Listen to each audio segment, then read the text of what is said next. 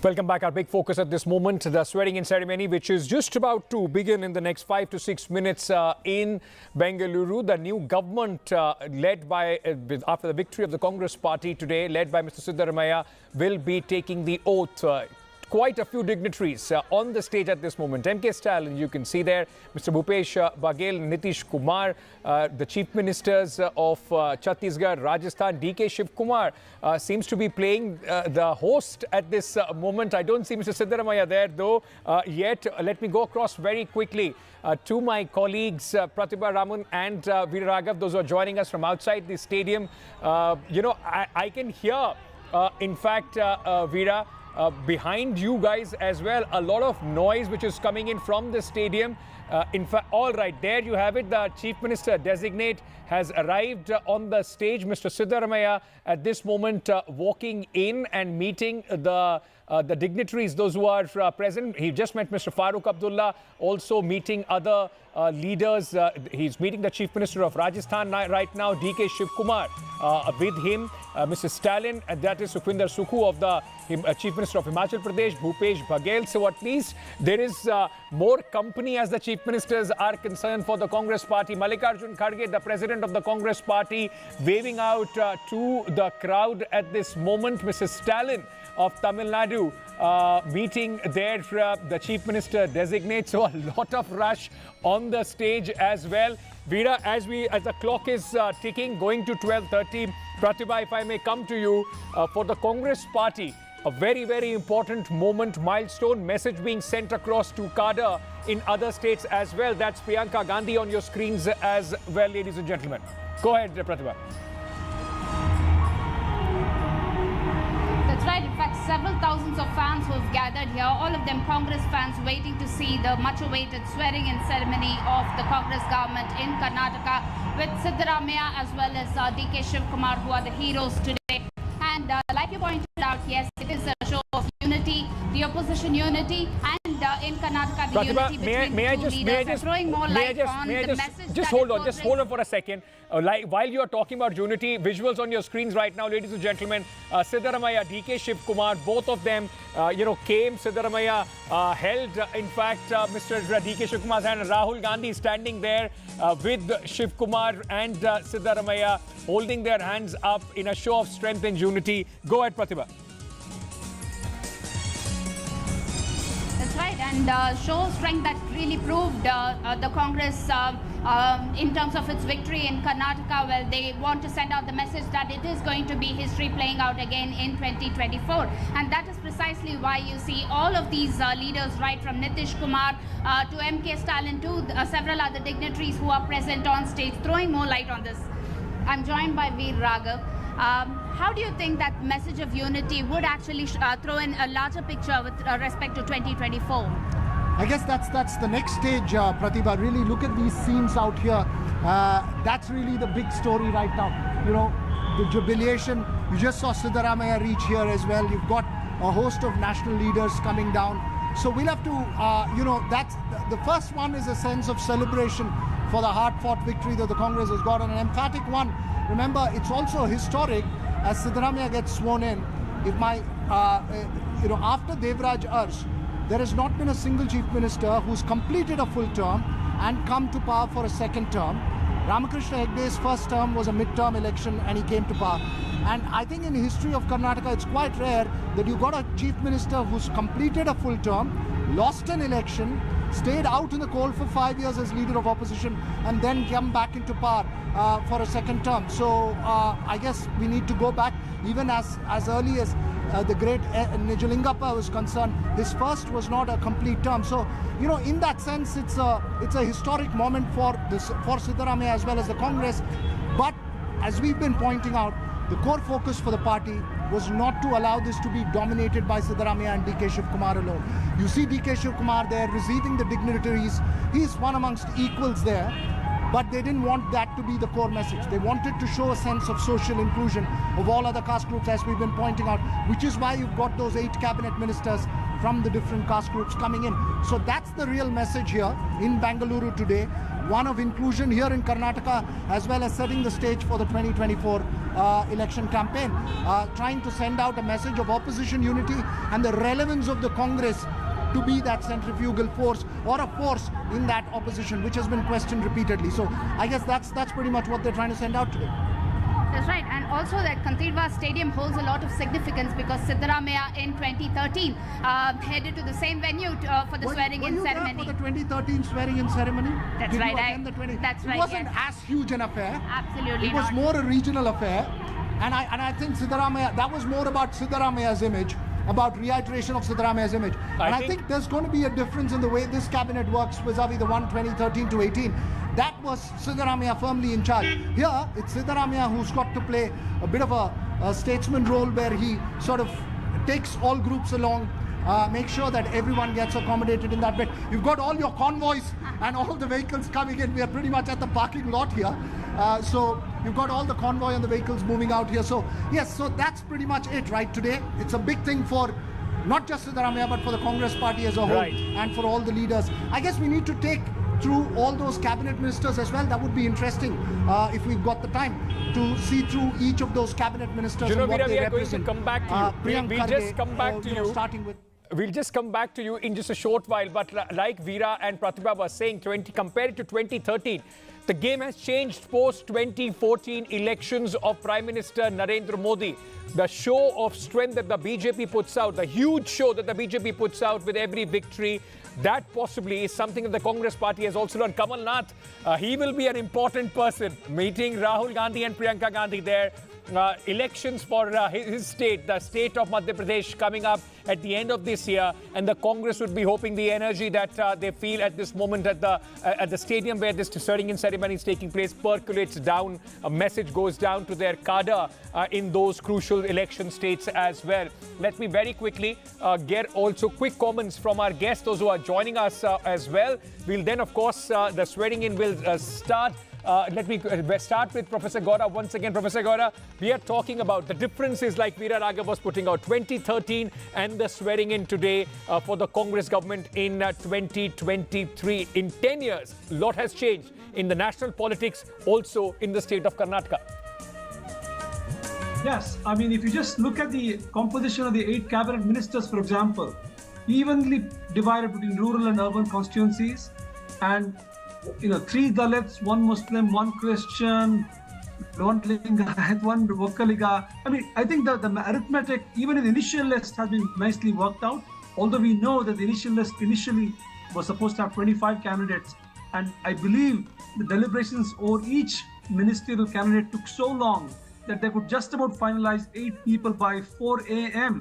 It's gone all through the night, and they've just tried to weigh the pros and cons of candidate A or candidate B in relation to the coming Lok Sabha elections and in relation to everything else. It's been a very complex discussion. And there is no other way, Ankit. This is the only way of proceeding. Right. Things slow down, but in the end, the choices are more stable. Absolutely. So because, Sanjal Shastri, if I can bring you in, because yes, a huge victory, huge celebration. Optics, of course, is something that we'll keep talking through the day. But the fact remains, right from the word go, the Congress has to put very, very, cautious steps ahead, because the repercussion, or at least the Congress would be hoping the impact would not only just be on how they play out the elections in this year, but also have a strong footing for 2024 elections. Yes, definitely. And that's why you see so much of deliberations as to who to choose, which communities to represent in the cabinet. And these are very important decisions to take, and it could have big ramifications in the elections next year. You've already seen over the past few days leaders from every caste group, every community trying to lobby for a position in the cabinet. So it is a very delicate balance that the Congress will have to ensure when they form the cabinet, and I think that's why you have seen it's taken such a long time. The other interesting aspect to keep in mind is, I believe if you look at all MLAs and MLCs, there are about 40 MLAs, MLCs who have been ministers previously. Now, you cannot, now how do you accommodate all of them?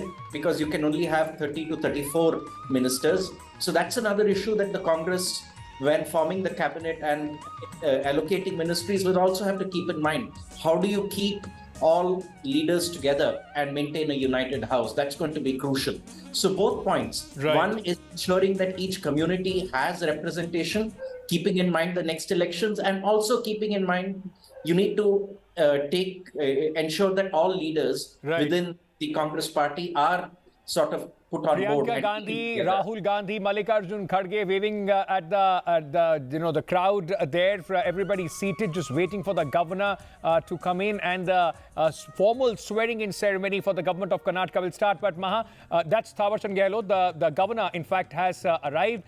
Maya, very, very quickly, the BJP already, doing its role as the opposition party, already egging the Congress party. What about the Lingayats? They were not make the deputy chief minister.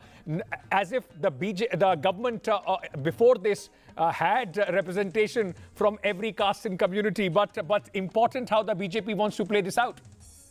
Absolutely. They started, of course, by saying, oh, what a delay in choosing a chief minister, although it was just three days, less than many BJP ministers. And yes, they have said, again, the Congress is insulting the Lingayats. That's the point that they're trying to raise, going back to the early 1990s when Virendra Patil was dismissed by Rajiv Gandhi.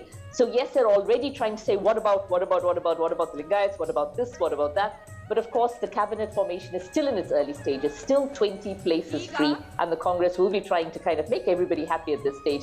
But the BJP, yes, certainly trying to find fault at every single stage with this perhaps unexpected defeat that they're facing in Karnataka, trying to make the Congress not have such a happy start as the Congress would want. All right, may I just request all of you to just stay on with me? The ceremony is going to start with the national anthem. Let's just cut across to the ceremony live.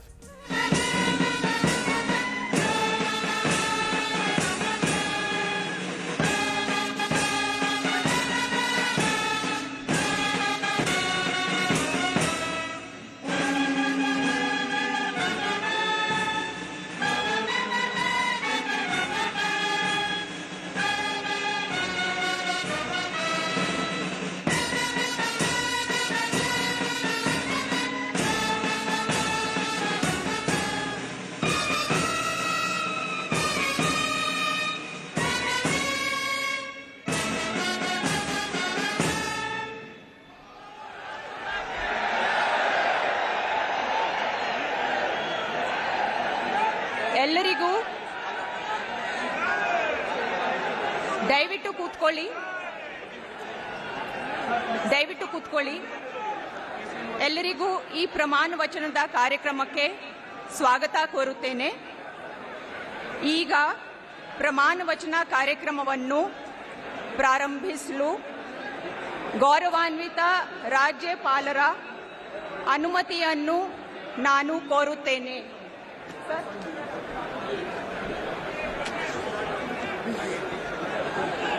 Shri Siddaramaiah ಅವರನ್ನು ಮುಖ್ಯಮಂತ್ರಿಯಾಗಿ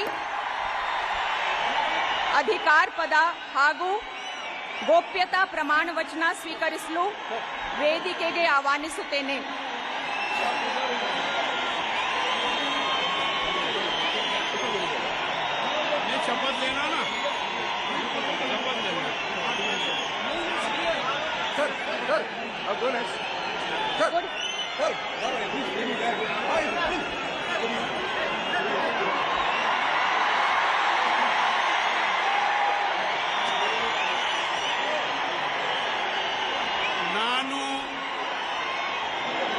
ಸಿದ್ದರಾಮಯ್ಯ ಎಂಬ ಹೆಸರಿನ ನಾನು ಕಾನೂನಿನ ಮೂಲಕ ಸ್ಥಾಪಿತವಾದ ಭಾರತದ ಸಂವಿಧಾನದ ವಿಷಯದಲ್ಲಿ ನಿಜವಾದ ಶ್ರದ್ಧೆ ಮತ್ತು ನಿಷ್ಠೆಯನ್ನು ಹೊಂದಿರುತ್ತೇನೆಂದು ನಾನು ಭಾರತದ ಸಾರ್ವಭೌಮತ್ವವನ್ನು ಮತ್ತು ಅಖಂಡತೆಯನ್ನು ಎತ್ತಿ ಹಿಡಿಯುತ್ತೇನೆಂದು ಮತ್ತು ಕರ್ನಾಟಕ ರಾಜ್ಯದ ಮುಖ್ಯಮಂತ್ರಿಯಾಗಿ ನನ್ನ ಕರ್ತವ್ಯಗಳನ್ನು ಶ್ರದ್ಧಾಪೂರ್ವಕವಾಗಿ ಮತ್ತು ಅಂತಃಕರಣಪೂರ್ವಕವಾಗಿ ನಿರ್ವಹಿಸುತ್ತೇನೆಂದು ಭಯ ಅಥವಾ ಪಕ್ಷಪಾತವಿಲ್ಲದೆ ರಾಗದ್ವೇಷವಿಲ್ಲದೆ ಎಲ್ಲ ಬಗೆಯ ಜನರಿಗೆ ಸಂವಿಧಾನಕ್ಕೆ ಮತ್ತು ಕಾನೂನಿಗೆ ಅನುಸಾರವಾಗಿ ನ್ಯಾಯವಾದುದನ್ನೇ ಮಾಡುತ್ತೇನೆಂದು ದೇವರ ಹೆಸರಿನಲ್ಲಿ ಪ್ರಮಾಣ ಮಾಡುತ್ತೇನೆ.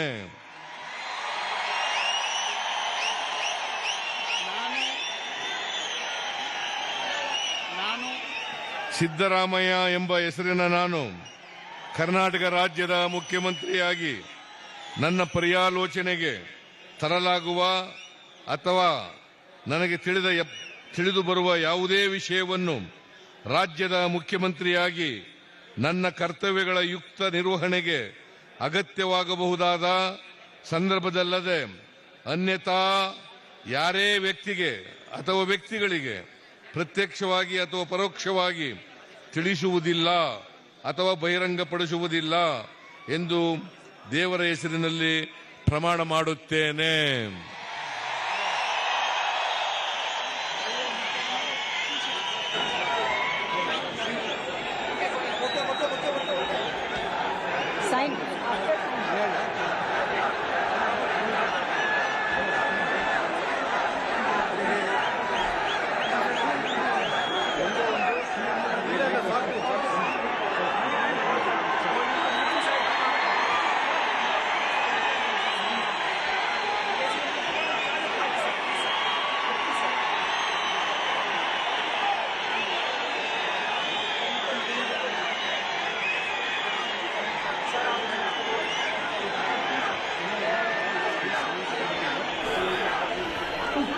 So it's official now. Siddaramaiah, the new Chief Minister of Karnataka, after taking oath, now signing the formal papers, and after this he becomes the Chief Minister of Karnataka for the second time. He completed, remember, his tenure from 2013 to 2018, and now 10 years later, 5 years later from there, but 10 years after taking the oath as the Chief Minister, he's once again taking oath as the Chief Minister of Karnataka at this moment. So Siddaramaiah's work done. His government, in fact, despite the loss, but he was known as an able administrator. Task cut out for the Chief Minister this time. After meeting, in fact, now meeting all the other Chief Minister, Nitish Kumar, Mr. Suku, Bhupesh Baghel, Mr. M.K. Stalin, all of them shaking hands with the new Chief Minister of Karnataka. It's turn of now the Deputy Chief Minister D.K. Shivakumar to take the oath, to be administered the oath as the Deputy Chief Minister of Karnataka. There, the governor, in fact, presenting a bouquet, welcoming the new Chief Minister for the top job in the state of Karnataka. Thawarchand Gehlot, a very experienced, former politician from Rajasthan. I'm sure Mr. Ashok Gehlot will have a few words to exchange with him as well.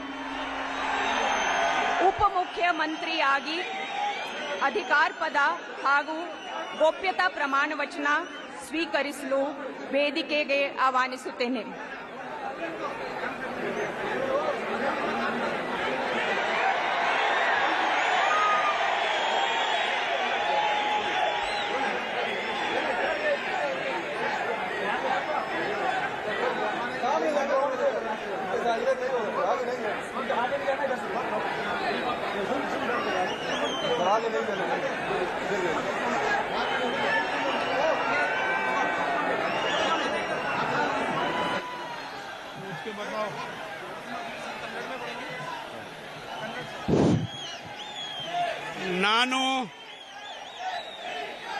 ನಾನು ಡಿ.ಕೆ. ಶಿವಕುಮಾರ್ ಎಂಬ ಹೆಸರಿನಾದ ನಾನು ಕಾನೂನು ಮೂಲಕ ಸ್ಥಾಪಿತವಾದ ಭಾರತದ ಸಂವಿಧಾನ ವಿಷಯದಲ್ಲಿ ನಿಜವಾದ ಶ್ರದ್ಧೆ ಮತ್ತು ನಿಷ್ಠೆಯನ್ನು ಹೊಂದಿರುತ್ತೇನೆಂದು ನಾನು ಭಾರತದ ಸಾರ್ವಭೌಮತ್ವವನ್ನು ಮತ್ತು ಅಖಂಡತೆಯನ್ನು ಎತ್ತಿ ಹಿಡಿಯುತ್ತೇನೆಂದು ಮತ್ತು ಕರ್ನಾಟಕ ರಾಜ್ಯದ ಉಪಮುಖ್ಯಮಂತ್ರಿಯಾಗಿ ನನ್ನ ಕರ್ತವ್ಯವನ್ನು ಶ್ರದ್ಧಾಪೂರ್ವಕವಾಗಿ ಮತ್ತು ಅಂತಃಕರಣದ ಪೂರ್ವಕವಾಗಿ ನಿರ್ವಹಿಸುತ್ತೇನೆಂದು ಭಯ ಅಥವಾ ಪಕ್ಷಪಾತವಿಲ್ಲದೆ ರಾಗ ದ್ವೇಷವಿಲ್ಲದೆ ಎಲ್ಲ ಬಗೆಯ ಜನರಿಗೆ ಸಂವಿಧಾನ ಮತ್ತು ಕಾನೂನಿಗೆ ಅನುಸಾರವಾಗಿ ನ್ಯಾಯಯುತವಾಗಿದೆಂದು ಮಾಡುತ್ತೇನೆಂದು ಶ್ರೀ ಗಂಗಾಧರ ಅಜ್ಜನ ಹೆಸರಿನಲ್ಲಿ ಪ್ರಮಾಣ ಮಾಡುತ್ತೇನೆ. ಶ್ರದ್ಧಾಪೂರ್ವಕವಾಗಿ ದೃಢೀಕರಣವನ್ನು ಮಾಡುತ್ತೇನೆ.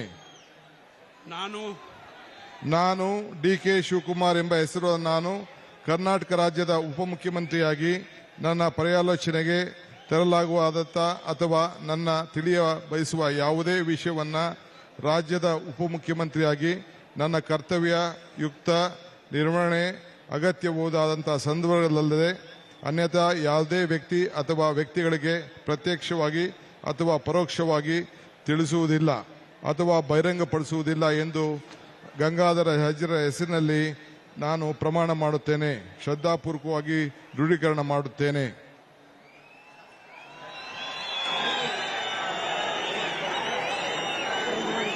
Shivakumar, who also was, fancying his chances, the Chief Minister of Karnataka, finally now, after all the dust has settled, signing the document as the Deputy Chief Minister of Karnataka. This makes it official. The Chief Minister, the government of Siddaramaiah and D.K. Shivakumar is now, in fact, formally being sworn in the state of Karnataka. D.K. Shivakumar will be the deputy, and a lot of talk about the rotational formula or not, but the fact remains that at this moment, ladies and gentlemen, D.K. Shivakumar, who started his political journey in the late 80s today, coming here and becoming the Deputy Chief Minister for Karnataka. Quite an important role he played in the victory of the Congress party. Thawarchand Gehlot, the governor, in fact, presenting him a bouquet as well. All smiles at this moment, the entire Congress party and the unit there in Karnataka. And of course, the Chief Minister sitting along with the Deputy Chief Minister of Karnataka. The next minister to be sworn in, senior leader Mr. G. Parmeshwar. Remember, in the last government of the Congress party, he was the Deputy Chief Minister as well. In fact, somebody who said that if there is no consensus between DK and Siddaramaiah, well, the party leadership could take a look at him as well. He was quite open with that offer as far as the party leadership is concerned. Mr. Parmeshwar now going across and getting ready to take oath as the minister in the Siddaramaiah cabinet. Dr. G. Parameshwara ಎಂಬ ಹೆಸರಿನ ನಾನು ಕಾನೂನಿನ ಮೂಲಕ ಸ್ಥಾಪಿತವಾದ ಭಾರತದ ಸಂವಿಧಾನದ ವಿಷಯದಲ್ಲಿ ನಿಜವಾದ ಶ್ರದ್ಧೆ ಮತ್ತು ನಿಷ್ಠೆಯನ್ನು ಹೊಂದಿರುತ್ತೇನೆಂದು ನಾನು ಭಾರತದ ಸಾರ್ವಭೌಮತ್ವವನ್ನು ಮತ್ತು ಅಖಂಡತೆಯನ್ನು ಎತ್ತಿ ಹಿಡಿಯುತ್ತೇನೆಂದು ಮತ್ತು ಕರ್ನಾಟಕ ರಾಜ್ಯದ ಮಂತ್ರಿಯಾಗಿ ನನ್ನ ಕರ್ತವ್ಯಗಳನ್ನು ಶ್ರದ್ಧಾಪೂರ್ವಕವಾಗಿ ಮತ್ತು ಅಂತಃಕರಣಪೂರ್ವಕವಾಗಿ ನಿರ್ವಹಿಸುತ್ತೇನೆಂದು ಭಯ ಅಥವಾ ಪಕ್ಷಪಾತವಿಲ್ಲದೆ ರಾಗದ್ವೇಷವಿಲ್ಲದೆ ಎಲ್ಲ ಬಗೆಯ ಜನರಿಗೆ ಸಂವಿಧಾನಕ್ಕೆ ಮತ್ತು ಕಾನೂನಿಗೆ ಅನುಸಾರವಾಗಿ ನ್ಯಾಯವಾದದ್ದನ್ನೇ ಮಾಡುತ್ತೇನೆಂದು ಶ್ರದ್ಧಾಪೂರ್ವಕವಾಗಿ ದೃಢೀಕರಣ ಮಾಡುತ್ತೇನೆ ಮತ್ತು ಸಂವಿಧಾನದ ಹೆಸರಿನಲ್ಲಿ ಪ್ರಮಾಣ ಮಾಡುತ್ತೇನೆ. ನಾನು ಡಾಕ್ಟರ್ ಜಿ ಪರಮೇಶ್ವರ ಎಂಬ ಹೆಸರಿನ ನಾನು ಕರ್ನಾಟಕದ ರಾಜ್ಯದ ಮಂತ್ರಿಯಾಗಿ ನನ್ನ ಪರ್ಯಾಲೋಚನೆಗೆ ತರಲಾಗುವ ಅಥವಾ ನನಗೆ ತಿಳಿದು ಬರುವ ಯಾವುದೇ ವಿಷಯವನ್ನು ರಾಜ್ಯದ ಮಂತ್ರಿಯಾಗಿ ನನ್ನ ಕರ್ತವ್ಯಗಳ ಯುಕ್ತ ನಿರ್ವಹಣೆಗೆ ಅಗತ್ಯಬಹುದಾದ ಸಂದರ್ಭದಲ್ಲದೆ ಅನ್ಯಥಾ ಯಾರೇ ವ್ಯಕ್ತಿಗೆ ಅಥವಾ ವ್ಯಕ್ತಿಗಳಿಗೆ ಪ್ರತ್ಯಕ್ಷವಾಗಿ ಅಥವಾ ಪರೋಕ್ಷವಾಗಿ ತಿಳಿಸುವುದಿಲ್ಲ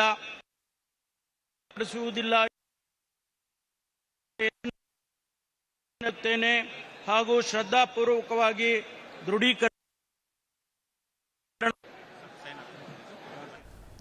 Okay, Dr. G. Parmeshwar there taking oath as the minister. Veera Raghav continues to be with me. Veera, quite an interesting character. You know these people much more closely than most. When the discussions were going on, already put his hat in the ring, gave an offer to his party leadership. If you can't find a consensus, I'm here. Well, he's been a contender since 2013. If you go back into the history of Karnataka, he was KPCC president when the party came to power in 2013. From Tumkur, a very erudite face, represents the SC right. As you know, Karnataka has a division in SC left and SC right, represents the SC right. Well, a strong contender as always was Home Minister as well last term when initially, after which it became I think KJ George and then MB Patil, 3 Home Ministers in the last term. So this time, of course, the big point now, Ankit, is Siddaramaiah sworn in as the 24th Chief Minister of Karnataka, DK Shivakumar as his deputy. You'll see the rest being sworn in slowly. I can't see the visuals, so if you could prompt who's next, of course. Who's the next one who's going to take charge. I think it should be KH Muniappa. As far as Mr. Parmeshwar is concerned, and also Mr. MB Patil, because both of them have been saying that at least make us the Deputy Chief Minister. They were quite open with that. Look, I think DK Shivakumar was very clear that he wanted it only to be one Deputy Chief Minister, because if you've got 5 Deputy Chief Minister, then it becomes one amongst many. And I think to reiterate his position as a strong contender for Chief Ministership, who quote-unquote sacrificed that post in the interest of the party and unity in the party, there was a sense that he demanded to be the only Deputy Chief Minister as well as the PCC President. That was a compromise formula that was worked out to ensure stability. So you couldn't accommodate others. But remember, constitutionally, Deputy Chief Minister is an optics. Constitutionally, it depends on the portfolios that each one's going to get. Who's going to get Home Ministry? Remember, Siddaramaiah established Finance Minister. He was Finance Minister in his last term. Who's going to get Finance? Who's going to get PWD? Who's going to get Industry? These are the big names. MB Patil was Industries Minister as well. Okay, I'll just very quickly. I think the next must be KH Muniappa. Yes, KH Muniappa is coming in now to take the oath. 7-time MP.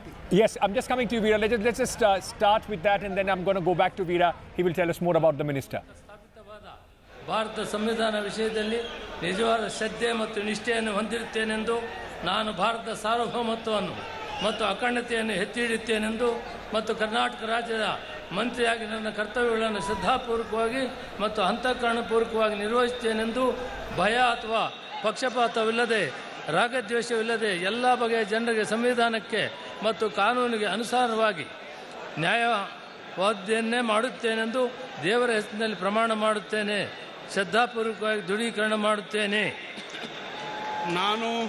ನಾನು ಕಮ್ಮದಳ್ಳಿ ಹನುಮಪ್ಪ ಮುನಿಯಪ್ಪ ಎಂಬ ಹೆಸರನ್ನ ಕರ್ನಾಟಕ ರಾಜ್ಯದ ಮಂತ್ರಿಯಾಗಿ ನನ್ನ ಪರ್ಯಾಲೋಚನೆಗೆ ತರಲಾಗುವ ಅಥವಾ ನನಗೆ You know, Mr. Muniappa, in fact, going through his oath right now.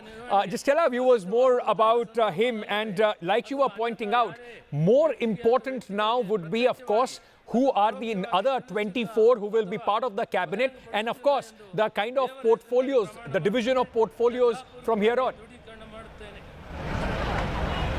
That's right. KH Muniappa, first things first, as he's taking oath now. Fascinating character.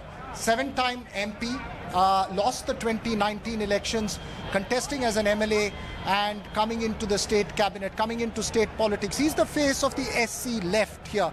Remember this, both Parmeshwara and KH Muniappa from the old Mysore region. The next one who I think will take charge will be, if I'm not wrong, either an MB Patil or Priyank Kharge.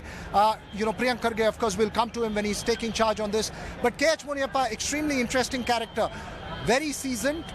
Remember, also was from Kolar, was the MP from Kolar. So that's also the area where Siddaramaiah wanted to contest from, remember, before the election. So again, a heavyweight in it. And as you rightly pointed out, most of these leaders you're talking about today, Ankit, whether it's a Ramalinga Reddy, 8-time MLA, whether it is DK Shivakumar, whether it is KH Muniappa, whether it is Priyank Kharge, who's the son of the AICC president, whether it is MB Patil, these are strong faces within the party.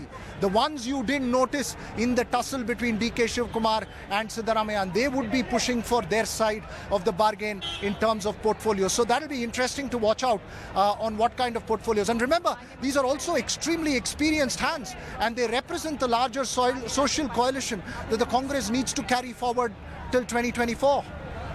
Very important there. The Congress party, whatever happens today, would also has its eyes firmly, because it's just not even a year now. I mean, it's about 10 months that this government will have before the 2024 elections. Remember, in 2013 as well, the government came to power. 2014 was the election. And then in 2019, despite the Congress and the JDS coming together, there was a rout as far as the Congress is concerned.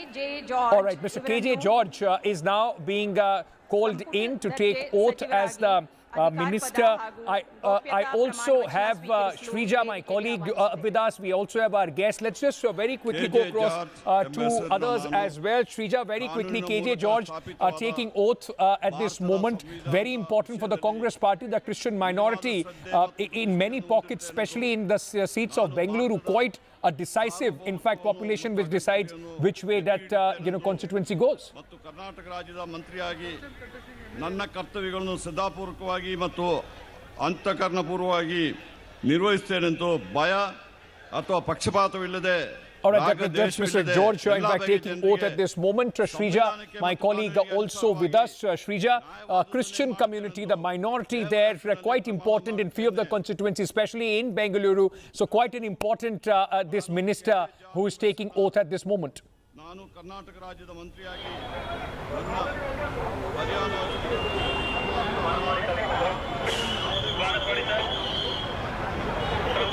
Well, if you're asking about Mr. KJ George, well, KJ George has been, in fact, in the eye of a storm as far as, in the previous cabinet is concerned. He was, in fact, forced to step down as a home minister. He held portfolios such as Bengaluru Development Minister. Now, that is one most important, coveted portfolio, which usually is not really given to any of the MLAs, but it's kept with the Chief Minister itself. If you went on to see during the previous ruling dispensation in BJP, Mr. Bommai refused to give that one big portfolio, the coveted portfolio, to other MLAs. So there was a huge dissidence within the party for that. Now, if you're talking about Mr. KJ George, he has been an MLA for several decades, having rich experience for over nearly 3 to 4 decades is what we are given to understand from Sarvagnyanagar constituency.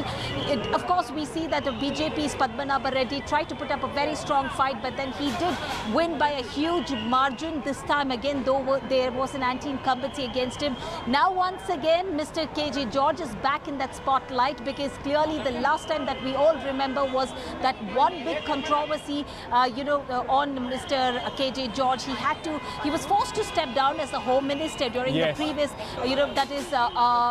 previous during the Siddaramaiah's regime, where his name was implicated as an abetment to suicide for MK Ganapathy's case. So once again, we see Mr. KJ George has been accommodated here. Yeah, of course, like coming back to you, just coming back to you. In fact, Mr. George meeting quite a warm hug there between DK Shivakumar and KJ George. He met the Chief Minister as well. This will be very, very important. And we were talking about Bengaluru. That will be one of the challenges. I'll go across to my guest on that. MB Patil, the Lingayat face, as far as the Congress party is concerned, at this moment taking oath. Veera, if I may very quickly come back to you on this, Mr. Patil and the Lingayat community. The BJP already taking pot shots at not being made a Chief Minister as far as the Lingayat community is concerned, or a deputy. He is going to be an important character in the upcoming government.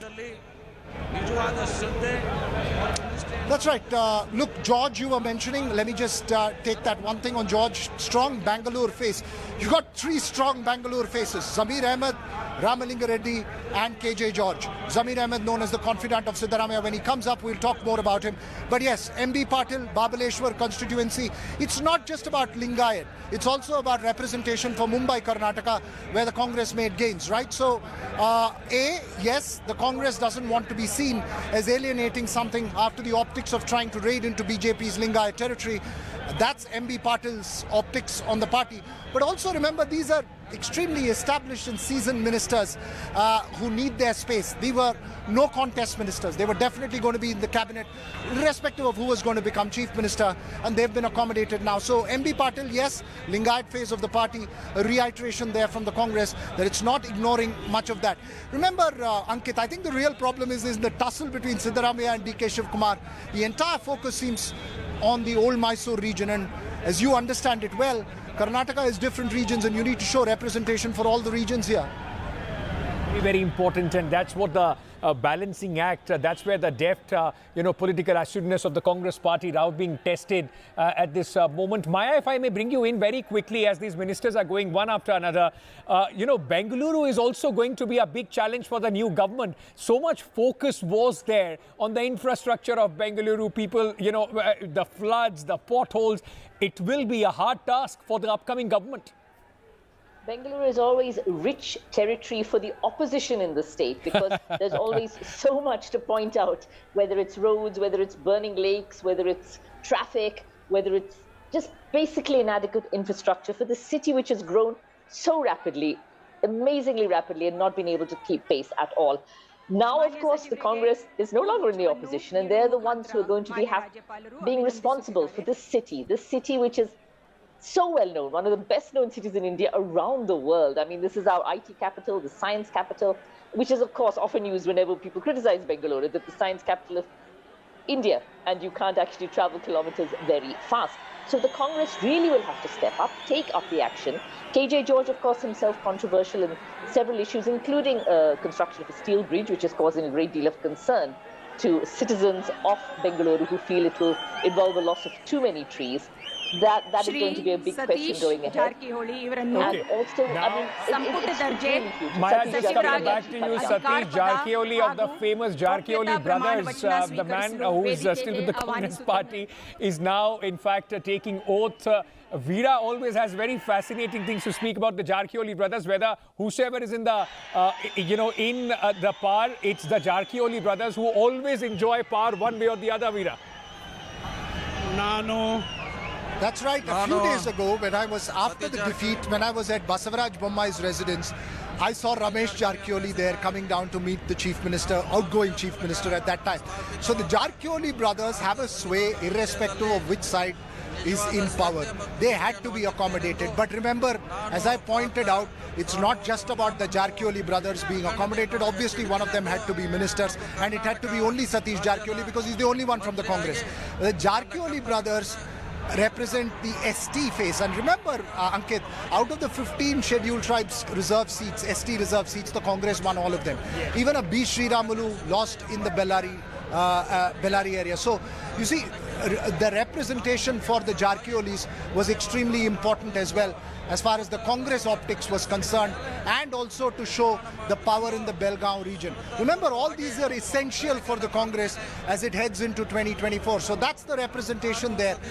Again, we'll have to wait and see what portfolios each of them is going to get. That's going to be the next jostle here in Karnataka. So it's not the end of news reports and all those reports about he's not happy and that one is angry. That's not the end as far as the Congress is concerned, despite them taking the oath today. But very, very important, as Veera was telling us, and let me very quickly go across to Professor Gowda on this. Professor Gowda, the SC/ST community, which largely across the country, OBC, SC/ST, the BJP and the RSS have been working for quite a long time as far as these communities are concerned, trying to make inroads politically for the Bharatiya Janata Party. And with Prime Minister Narendra Modi, we have seen how aggressive that campaign has been. So this community in the larger scheme of things would be very, very important for the Congress if it stays with the Congress party, because at one point of time, this used to be the bedrock of what the Congress was. Ankit, to take it one by one, the ST, the Congress won 15 of the 16 reserved constituencies, JDS got 1. What explains this success? One, there are three things. One is Satish Jarkioli, of course, took leadership in trying to tell them that what the BJP promised to do, that is to hike their reservation quota, is just a misleading thing. It's not likely to happen until the center approves it. Don't be misled by it. So he was very important in trying to get the tribals not to fall for the BJP's reservation carrot. One. Secondly, the OBCs and Muslims in all these reserved constituencies following Siddaramaiah and Kharge have voted the Congress, and the Lingayats also were unhappy about especially the Panchamsali subset, which did not get the 15% reservation wanted, have also voted for Congress. So all of these came together to get Congress decisive. Professor Gora, I'm sorry because it's just like ongoing one after another. I'll just come back to you for you to let him finish that point. But Priyank Kharge is taking oath at this moment. The next minister would also be seen as a relatively young minister, third time MLA. He's taking oath at this moment, son of the AICC chief.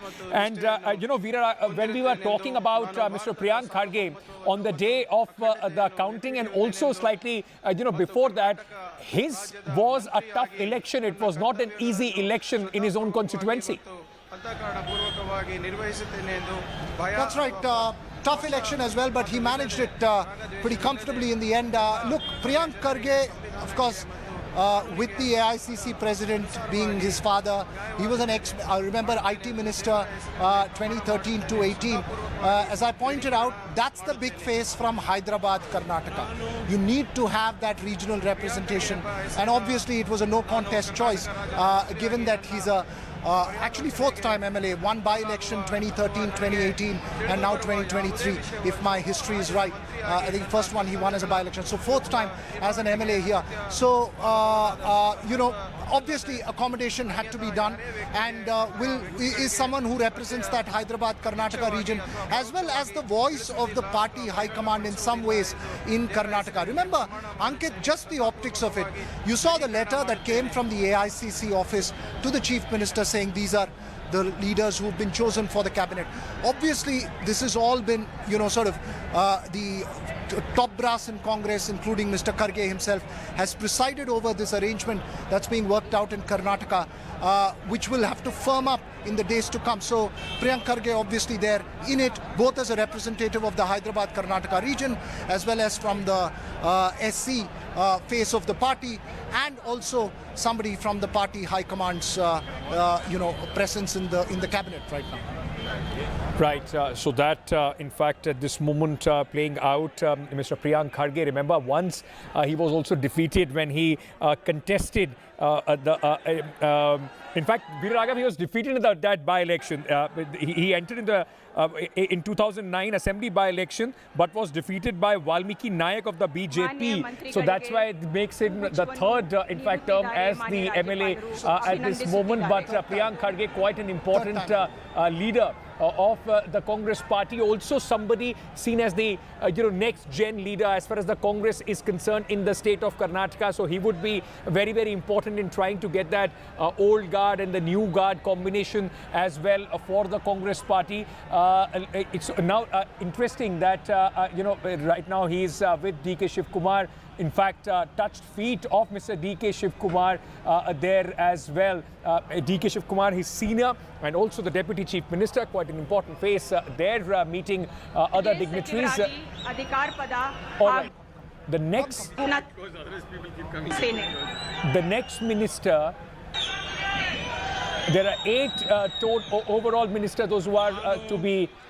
Mr. Ramalinga Reddy now taking oath as a minister, very, very experienced senior leader of the Congress party. His daughter, remember, lost by just about 16 votes from the Jayanagar constituency. Let me go back, in fact, to our colleagues and guests. Veera, if you are, because I saw, I think the police was there. Veera, if you are still with us, Ramalinga Reddy taking oath at this moment. Senior, experienced leader, face of the Congress party in Bengaluru as well. Unfortunately, his daughter lost by just 16 votes. That's right. These are MLAs who have, these are MLAs who have, technically won, defied anti-incumbency across the board in Bangalore city. Sorry, a little bit of distraction out there here in this area. So obviously, yes, as you point out, Ramalinga Reddy, a very strong face of the party in Bengaluru. You rightly pointed out his daughter lost that election by 16 votes. And remember DK Shivakumar saying that my sister lost her election by 16 votes. That shows the proximity they have. These are all MLAs who have very close proximity with the Congress leadership as well. Obviously, they will be looking at a strong representation in Bangalore going forward. Some obvious choice, as I was saying, Ankit, to be in the cabinet. Sanjil, if I may bring you in at this moment, for going ahead and looking ahead for the Congress party, Veera struggling there. I can understand a lot of people walking in, walking out. That's where he's standing. Sanjil, like we were talking about, these places, Bengaluru might not be the constituency it might not be the place where elections are decided for the state of Karnataka, but it is very important for the optics and the kind of noise that is made around any government. Yes, definitely. I mean, one is optics, but also let's not underestimate the size. I mean, Zamir Ahmad Khan ಇವರನ್ನು in Bangalore urban and Bangalore, this time the BJP has been, improved upon its performance in 2018. So that way, one, it's the optics, but also it's, you're looking at 32 seats in Bangalore urban and Bangalore rural.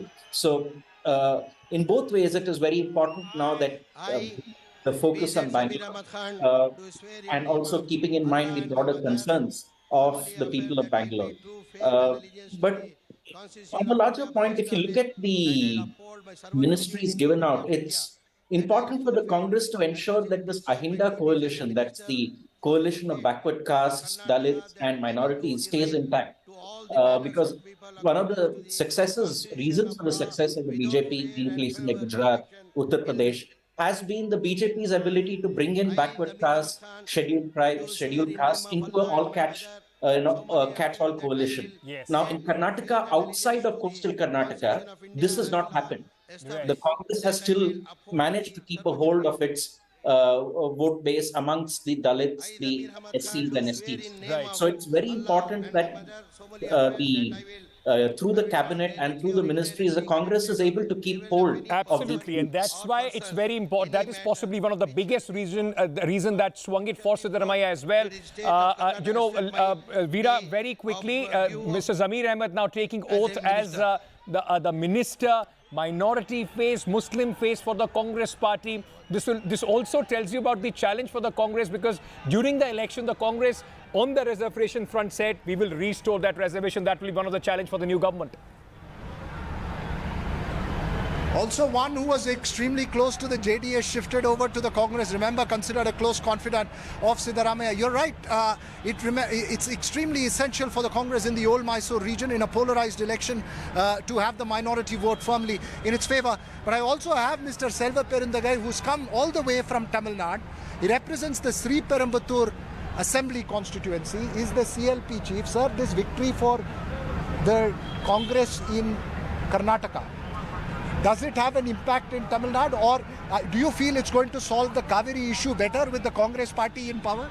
This is victory for not only Karnataka. Karnataka people given clear mandatory for not only Karnataka, it will throughout the nation, throughout the country. Because the Prime Minister Narendra Modi came every street, every village, every town. But people, nothing to happen, people... Congratulations on it, but it's promising to be a very hot summer, sir.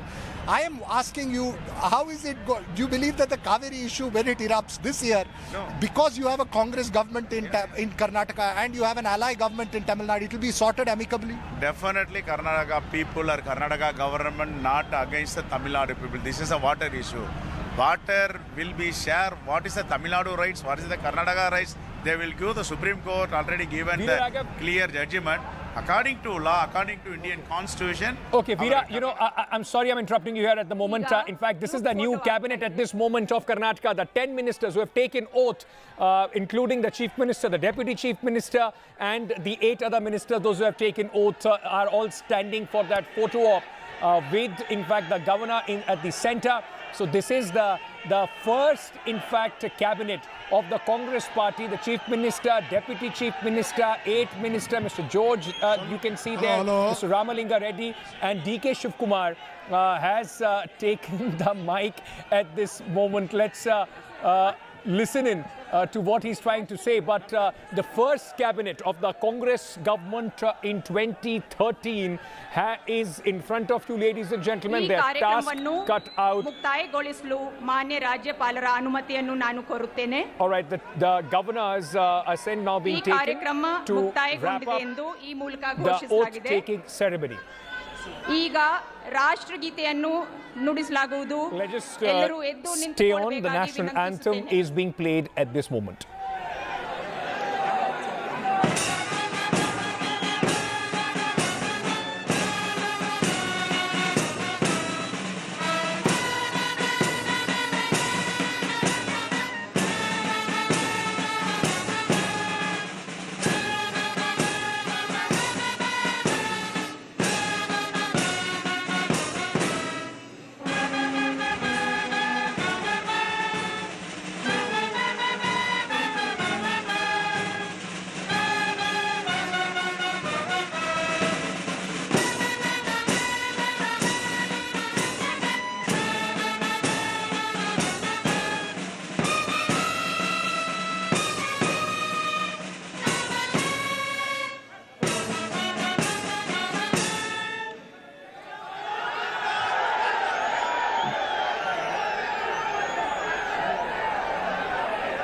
Hello ಯಾರು ಹೋಗ್ಬಾರ್ದು 5 ನಿಮಿಷ AICC ಅಧ್ಯಕ್ಷರಂತ Mallikarjun Kharge ಸಾಹೇಬರು ನಮ್ಮ ನಾಯಕರಾದಂತ ರಾಹುಲ್ ಗಾಂಧಿ ಅವರು ಪ್ರಿಯಾಂಕಾ ಗಾಂಧಿ ಅವರು ತಮಗೆ ಸಂದೇಶವನ್ನ ಕೊಡ್ತಾ ಇದ್ದಾರೆ. ಗವರ್ನರ್ ಅವರು ಹೋದ ತಕ್ಷಣ ತಾವೆಲ್ಲ ತಾಳ್ಮೆಯಿಂದ 5 ನಿಮಿಷ ಮಾತ್ರ ಇರಬೇಕು ಅಂತ ಹೇಳಿ ತಮ್ಮಲ್ಲಿ ನಾನು ಮನವಿ ಮಾಡ್ತಾ ಇದ್ದೇನೆ.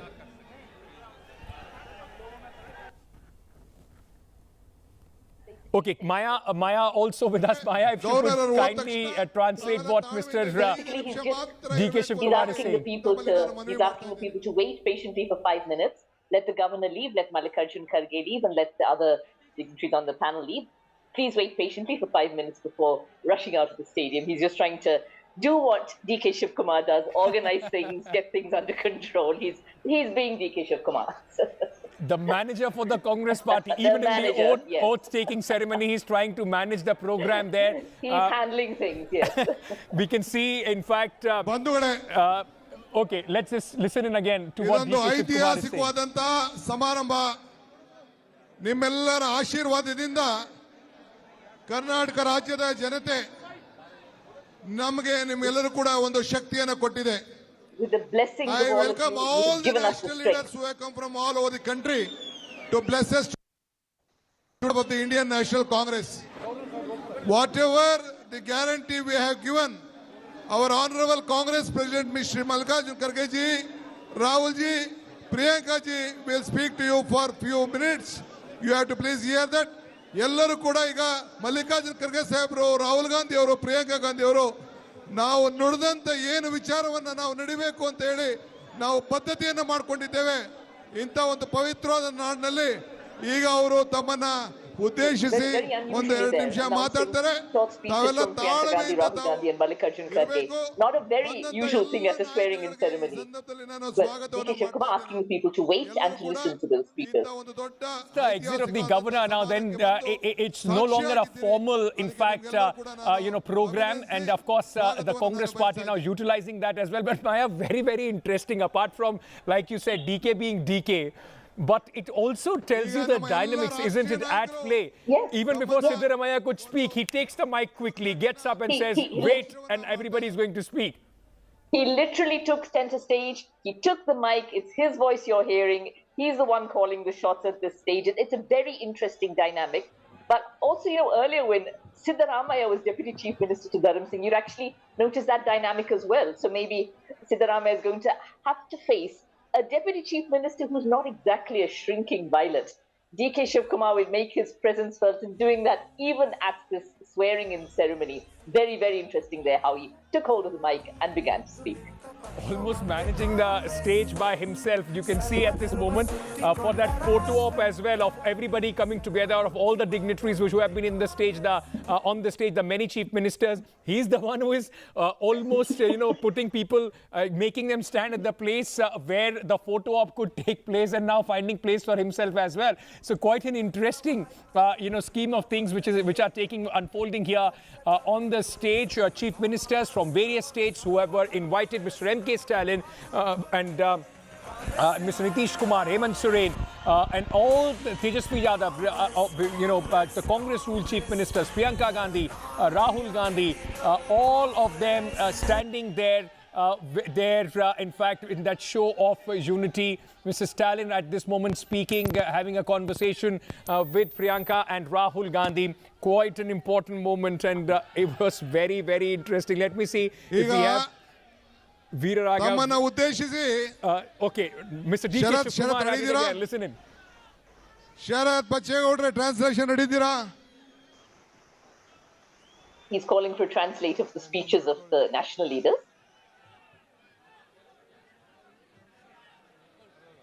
Hello. Translate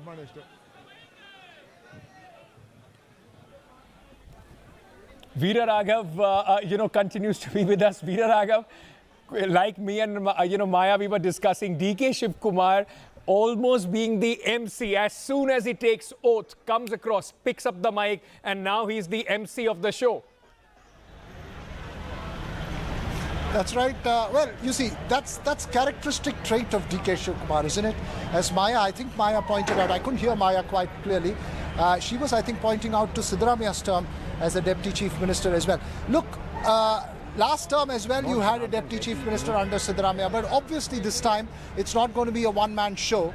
And D.K. Shivakumar is an assertive personality. He likes to take charge. He is the Congress president at the moment. He's the one who's, quote-unquote, sacrificed his position. So he's taking the lead. But don't expect Siddaramaiah to just be watching from the sidelines. He's again, in fact, most of his followers were saying to me that he can be quite aggressive when it comes down to it at that time as well. So obviously this interesting dynamic is going to work out. There's just a vehicle that's moving in, and I was just trying to adjust the camera position here. So obviously this interesting dynamic is going to work out. Look, I think they're looking at division of responsibilities. They need to have a clear mechanism to ensure there is no friction. We'll possibly know about it as it goes along. Both of them as personalities are assertive personalities. None is submissive, and both are open about their assertions. So it is going to be something where you have to work with these two strong personalities. And as you saw today, one will have to take lead in one occasion, the other will have to take lead in another occasion. So we'll have to wait and see what it works out. I wouldn't want to jump the gun and predict what's going to happen next. But yes, it's on the cards, and that's something that's being discussed across the board. Right. So, in fact, very interesting dynamics there playing out. Veera Raghav caught there at the place where almost these dignitaries will be getting out from. So he has to adjust, the cars and trying to negotiate a position for himself. All right. Let's just cut across to what Mr. D.K. Shivakumar is doing at this moment. I think one by one the senior Congress leaders will start speaking. Let's listen in. ಬಂಧುಗಳೇ, ಈ ಒಂದು ಐತಿಹಾಸಿಕವಾದಂತಹ ಸಮಾರಂಭವನ್ನು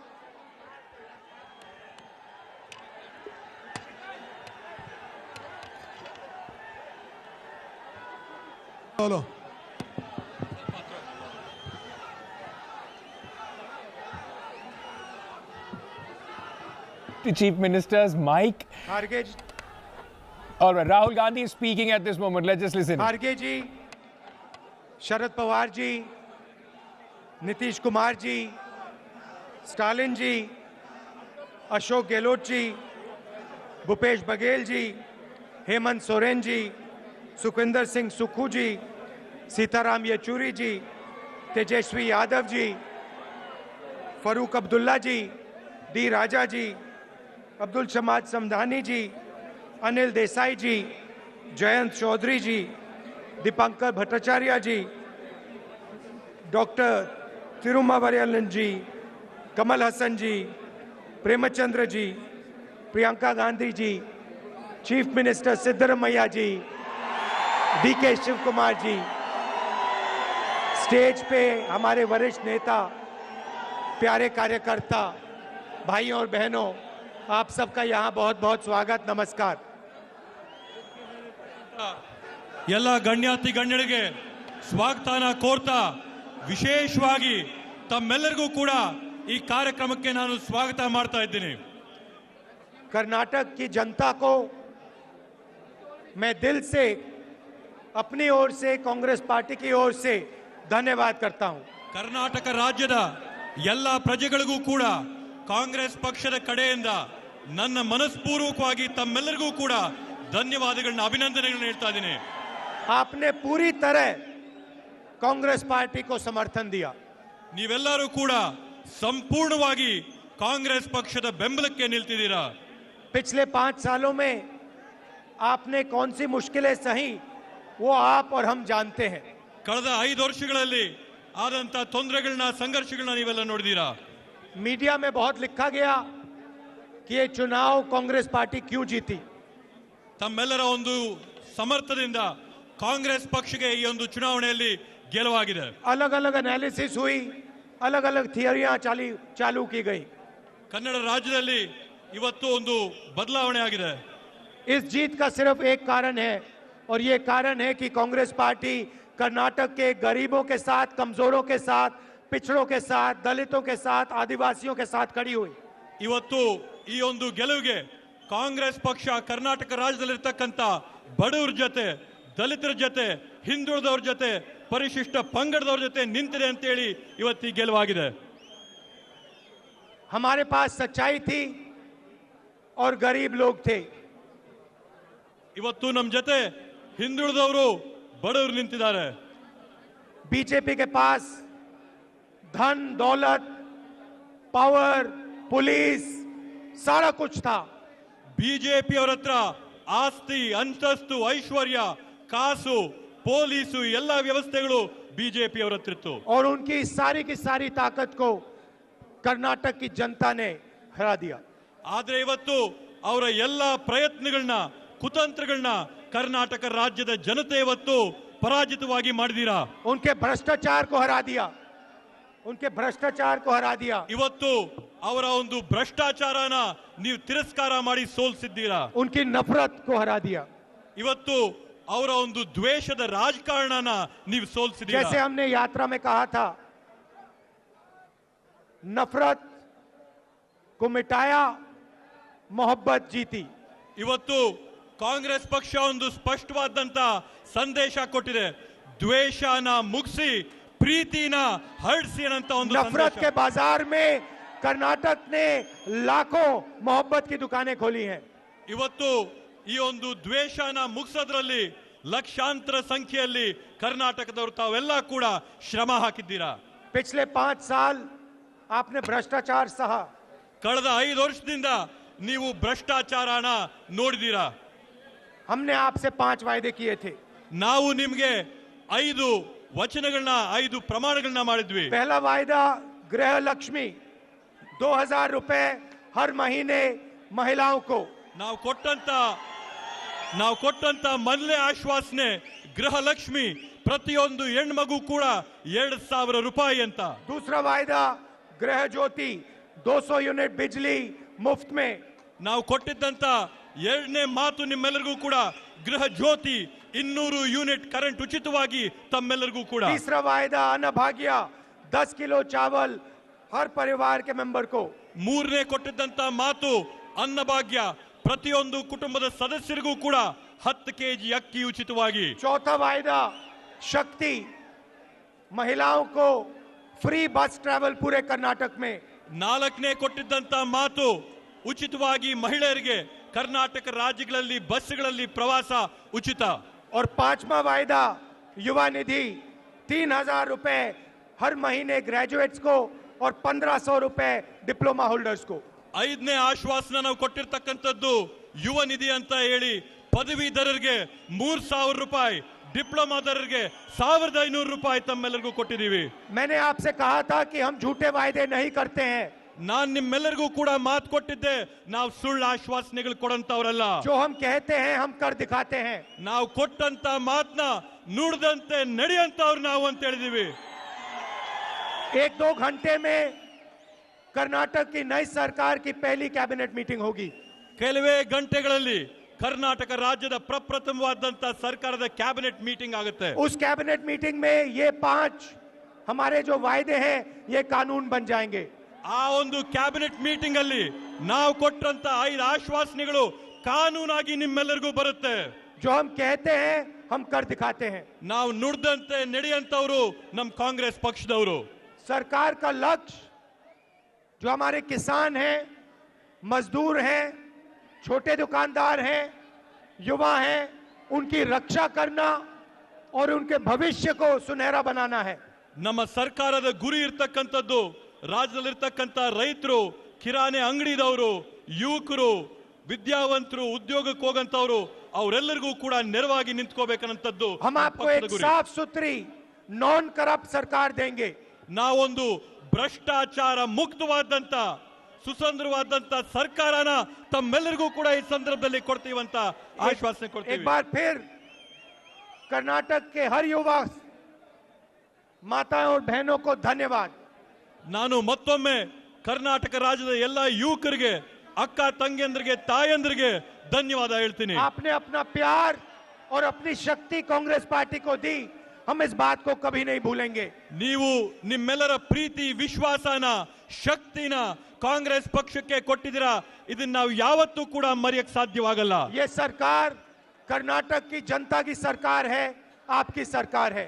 ಈ ಒಂದು ಕಾಂಗ್ರೆಸ್ ಸರ್ಕಾರ ಕರ್ನಾಟಕದ ಜನತೆಯ ಸರ್ಕಾರ, ತಮ್ಮೆಲ್ಲರ ಸರ್ಕಾರ. और ये दिल से आपके लिए काम करेगी. ಇವರು ಮನಸ್ಪೂರ್ವಕವಾಗಿ, ಶ್ರದ್ಧೆಯಾಗಿ ನಿಮ್ಗೋಸ್ಕರ ದುಡಿತಾರೆ.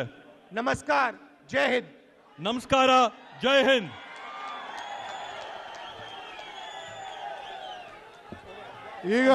Reiterating there that the Congress party's government in the state of Karnataka, as soon as the first cabinet does take place, it is going to implement those 5 promises. Mallikarjun Kharge, the AICC president at this moment on the dais.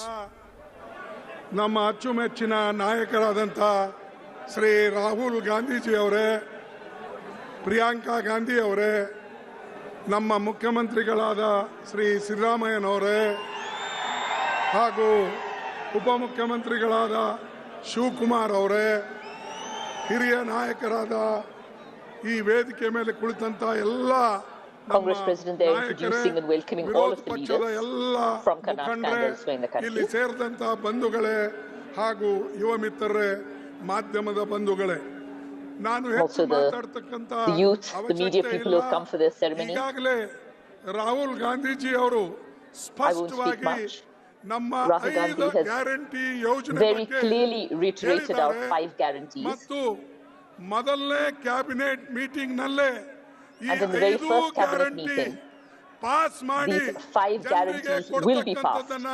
ವಾಗ್ದಾನವನ್ನ ನಾವು ಮಾಡಿದ್ದೇವೆ. That will happen in the very first cabinet meeting itself. ನಾವು ಏನೇನು ಹೇಳಿದ್ದೇವೆ ಆ ಕೆಲಸವನ್ನ ನಾವು ಮಾಡ್ತೇವೆ.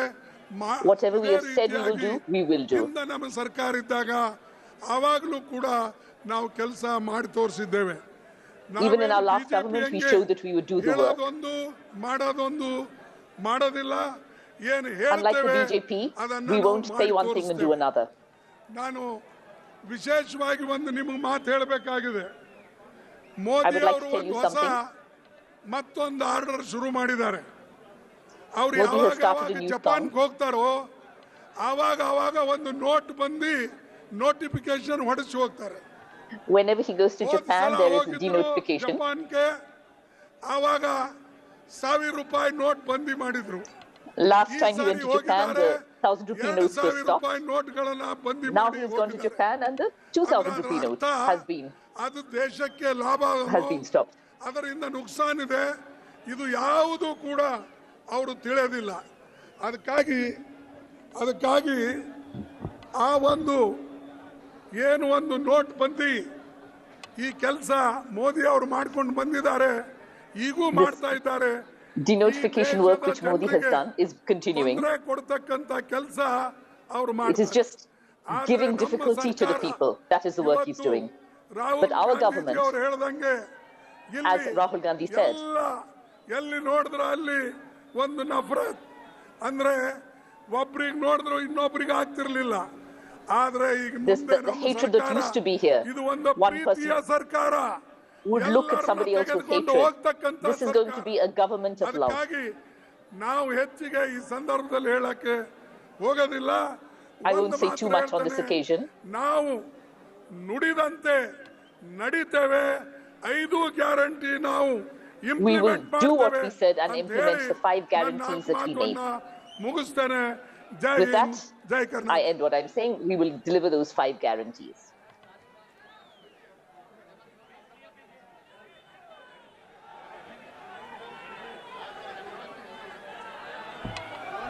ಈಗ ಸಿದ್ದರಾಮಯ್ಯ ಸಾಹೇಬರು ರಾಜ್ಯದ ಮುಖ್ಯಮಂತ್ರಿಗಳು was Mr. Mallikarjun Kharge, the AICC chief, speaking about the Congress party. And there you have the new smiling chief minister of Karnataka, Mr. Siddaramaiah, speaking at this moment. AICC ಅಧ್ಯಕ್ಷರಾದಂಥ ಮಾನ್ಯ ಮಲ್ಲಿಕಾರ್ಜುನ ಖರ್ಗೆ ಅವರೇ, AICC ಮಾಜಿ ಅಧ್ಯಕ್ಷರಾದಂಥ ಶ್ರೀ ರಾಹುಲ್ ಗಾಂಧಿ ಅವರೇ, Karnataka's brand new chief minister welcoming all of the leaders on the ಪ್ರಧಾನ platform. ಕಾರ್ಯದರ್ಶಿಗಳಾದಂಥ Priyanka Gandhi ಅವರೇ, ಪ್ರದೇಶ ಕಾಂಗ್ರೆಸ್ ಸಮಿತಿಯ ಅಧ್ಯಕ್ಷರಾದಂಥ Alongside ಈಗ shots of the name board ಉಪಮುಖ್ಯಮಂತ್ರಿಗಳಾದಂಥ being D K changed outside the Shivakumar chief ಅವರೇ, minister's office in Vidhana Saudha, Siddaramaiah's name board going up, where Basavaraj Bommai's name board was just a short while ago. That's at ಎಲ್ಲ Vidhana ಪ್ರಧಾನ Saudha. ಕಾರ್ಯದರ್ಶಿಗಳೇ, ರಾಷ್ಟ್ರದ ವಿವಿಧ ರಾಜ್ಯಗಳಿಂದ ಬಂದಿರತಕ್ಕಂಥ ಮುಖ್ಯಮಂತ್ರಿಗಳೇ, ಮಾಜಿ ಮುಖ್ಯಮಂತ್ರಿಗಳೇ, ಲೋಕಸಭಾ ಸದಸ್ಯರೇ, ರಾಜ್ಯಸಭಾ ಸದಸ್ಯರೇ, ಇತರ ಎಲ್ಲ ಪಕ್ಷಗಳ ನಾಯಕರುಗಳೇ, Party ಇಲ್ಲಿ leaders, ನೆರೆದಿರ್ತಕ್ಕಂಥ MPs, ಎಲ್ಲ ಆತ್ಮೀಯ all the people who are here, ಬಂಧುಗಳೇ, ತಾಯಂದಿರೇ, ಎಲ್ಲ ಅಭಿಮಾನಿಗಳೇ, ಮಾಧ್ಯಮದ ಎಲ್ಲ ಗೆಳೆಯರೇ, the fans and the media. ಇವತ್ತು ಕಾಂಗ್ರೆಸ್ ಪಕ್ಷಕ್ಕೆ ಸಿಕ್ಕಿರ್ತಕ್ಕಂಥ ಜಯ ಈ ನಾಡಿನ 7 ಕೋಟಿ ಕನ್ನಡಿಗರಿಗೆ ಸಿಕ್ಕಿರ್ತಕ್ಕಂಥ ಜಯ. The victory of the Congress party ಅವರೆಲ್ಲರ that we achieved is ಆಶೀರ್ವಾದದಿಂದ the victory of the 7 crore Congress ಪಕ್ಷ Karnataka people. ಅಧಿಕಾರಕ್ಕೆ ಬಂದಿದೆ. Congress ನಮ್ಮ is now in ಸರ್ಕಾರ power. ಅಸ್ತಿತ್ವಕ್ಕೆ ಬಂದಿದೆ. We are now in power here in ನಮ್ಮ Karnataka. ಸರ್ಕಾರ ಅಸ್ತಿತ್ವಕ್ಕೆ ಬರಲಿಕ್ಕೆ ಈ ರಾಜ್ಯದ ಜನರ ಆಶೀರ್ವಾದ ಕಾರಣ ಅಂತಕ್ಕಂಥದ್ದನ್ನು ನಾನು ತಿಳ್ಕೊಳ್ಳಲಿಕ್ಕೆ ಬಯಸ್ತಾ ಇದ್ದೇನೆ. It is a blessing of the people of Karnataka. That's why we are in power now. ಪ್ರಚಾರ ಪ್ರಾರಂಭ ಆದದ್ದು ರಾಹುಲ್ ಗಾಂಧಿ ಅವರ ಭಾರತ ಜೋಡೋ ಯಾತ್ರೆಯ ಮೂಲಕ ಅಂತಕ್ಕಂಥದ್ದನ್ನು ಇವತ್ತು ಸ್ಮರಿಸಬೇಕಾಗ್ತದೆ. It began really with the Bharat Jodo Yatra of Rahul Gandhi. Mallikarjuna Kharge ಅವರು, ಪ್ರಿಯಾಂಕಾ ಗಾಂಧಿ ಅವರು, ಇನ್ನೂ ಅನೇಕ ಜನ ರಾಷ್ಟ್ರ ನಾಯಕರುಗಳು ಕಾಂಗ್ರೆಸ್ ಪಕ್ಷದ ಪರವಾಗಿ ಪ್ರಚಾರವನ್ನ ಮಾಡಿದ್ದಾರೆ. Rahul Gandhi, Mallikarjun Kharge, ನಾನು Priyanka ಅವರೆಲ್ಲರಿಗೂ ಕೂಡ Gandhi. Other national leaders also came and worked for this. ಧನ್ಯವಾದಗಳನ್ನು ಅರ್ಪಿಸಲಿಕ್ಕೆ ಬಯಸ್ತಾ ಇದ್ದೇನೆ. And I thank them wholeheartedly. ಜೊತೆಗೆ ಸಾಹಿತಿಗಳು, ಚಿಂತಕರು, Writers, intellectuals, ಸಂಘಟನೆಗಳ ನಾಯಕರುಗಳು ಎಲ್ಲರೂ ಕೂಡ ಕಾಂಗ್ರೆಸ್ ಪಕ್ಷಕ್ಕೆ ಆಶೀರ್ವಾದವನ್ನ ಮಾಡಿದ್ದಾರೆ. everybody has blessed the ಅವರೆಲ್ಲರಿಗೂ ಕೂಡ Congress. ನಾನು ಧನ್ಯವಾದಗಳನ್ನು ಹೇಳಲಿಕ್ಕೆ ಬಯಸ್ತಾ ಇದ್ದೇನೆ. And I want to thank them all, ವಿಶೇಷವಾಗಿ ರಾಜ್ಯದ ಮಹಿಳೆಯರಿಗೆ, especially the women of Karnataka, the ರೈತರಿಗೆ, young people, ಕಾರ್ಮಿಕರಿಗೆ the farmers, the ಎಲ್ಲರಿಗೂ ಕೂಡ workers. ಧನ್ಯವಾದಗಳನ್ನು ಹೇಳಲಿಕ್ಕೆ ಬಯಸ್ತಾ I ಇದ್ದೇನೆ. want to thank all of them. ಇವತ್ತು ನಮ್ಮ ಈ ಓತ್ ಟೇಕಿಂಗ್ ಸೆರೆಮನಿಗೆ ಅನೇಕ ಜನ ನಾಯಕರುಗಳು ರಾಷ್ಟ್ರದ ಮೂಲೆ ಮೂಲೆಗಳಿಂದ ಬಂದಿದ್ದಾರೆ. For this oath-taking ceremony, leaders have come from across the country. ಧನ್ಯವಾದಗಳನ್ನು ಹೇಳಲಿಕ್ಕೆ ಬಯಸ್ತಾ ಇದ್ದೇನೆ. I would like to thank all of them for being ಅವರು there. ಇವತ್ತು ಅನೇಕ ಕೆಲಸಗಳಿದ್ರೂ ಕೂಡ ಅದನ್ನ ಬಿಟ್ಟು Despite ನಮ್ಮನ್ನ all the work they had, they have ಆಶೀರ್ವದಿಸಲಿಕ್ಕೆ left that and ನಮಗೆ come ಶುಭ here ಕೋರಲಿಕ್ಕೆ in ಬಂದಿದ್ದಾರೆ order to ಅಂತ be with ಹೇಳಿ us. ಅವರೆಲ್ಲರಿಗೂ ಮತ್ತೊಮ್ಮೆ ನಾನು ಧನ್ಯವಾದಗಳನ್ನು ಹೇಳಲಿಕ್ಕೆ I would ಬಯಸ್ತಾ like to ಇದ್ದೇನೆ. thank them once again. ವಿಶೇಷವಾಗಿ ಕನ್ನಡದ ಎಲ್ಲ ಜನರಿಗೆ ನಾನು ಧನ್ಯವಾದಗಳನ್ನು ಹೇಳಿ ನಾವು Thanking all the Kannada ನಿರೀಕ್ಷೆಗೆ people. ತಕ್ಕಂತೆ ಆಡಳಿತವನ್ನು ಕೊಡ್ತೇವೆ. ಜನರು ಬದಲಾವಣೆಯನ್ನು ಬಯಸಿದ್ದಾರೆ. People wanted change. ಜನರಿಗೆ ಕೊಟ್ಟಿರ್ತಕ್ಕಂಥ ಭರವಸೆಗಳು, ಗ್ಯಾರಂಟಿಗಳು, The guarantees and promises we have given to the people, the 5 guarantees. Today itself, today, cabinet meeting ನಲ್ಲಿ ಒಪ್ಪಿಗೆಯನ್ನು ಕೊಡೋದ್ರ ಮೂಲಕ in the cabinet ಆದೇಶವನ್ನು meeting, ಹೊರಡಿಸಿ 5 we issue those ಜಾರಿಗಳನ್ನು ಕೂಡ orders ಜಾರಿ for ಕೊಡ್ತಕ್ಕಂಥ those ಕೆಲಸವನ್ನು 5 ಮಾಡ್ತೇವೆ. guarantees to come in quickly. ಇದು ಕನ್ನಡ ನಾಡಿನ ಎಲ್ಲ ಜನರಿಗೆ ನಮ್ಮ ಹೊಸ ಸರ್ಕಾರ ಕೊಡ್ತಕ್ಕಂಥ ಭರವಸೆ, ವಾಗ್ದಾನ. ಈ ವಾಗ್ದಾನವನ್ನ ತೀರ್ತೀವಿ ಅಂತಕ್ಕಂಥ ಮಾತನ್ನ to the people of the state. ಹೇಳಿ, ಜೊತೆಗೆ ನಮ್ಮ ಮ್ಯಾನಿಫೆಸ್ಟೋನಲ್ಲಿ ಹೇಳಿರ್ತಕ್ಕಂಥ ಇತರ ಎಲ್ಲ ಭರವಸೆಗಳನ್ನು ಕೂಡ Everything we promised in our manifesto. ಮಾಡಿದ್ದೇವೆ. ಹಿಂದೆ ನುಡಿದಂತೆ ನಡೆದಿದ್ದೇವೆ, ಮುಂದೆನೂ ಕೂಡ ನುಡಿದಂತೆ ನಡೀತೇವೆ ಅಂತಕ್ಕಂಥ ಮಾತನ್ನ ಹೇಳಿ ನಿಮ್ಮೆಲ್ಲರಿಗೂ ನಮಸ್ಕಾರ ಮಾಡಿದ ಮಾತು ಮುಗಿಸ್ತೇನೆ. ಜೈ ಹಿಂದ್, ಜೈ ಕರ್ನಾಟಕ, ಜೈ Congress.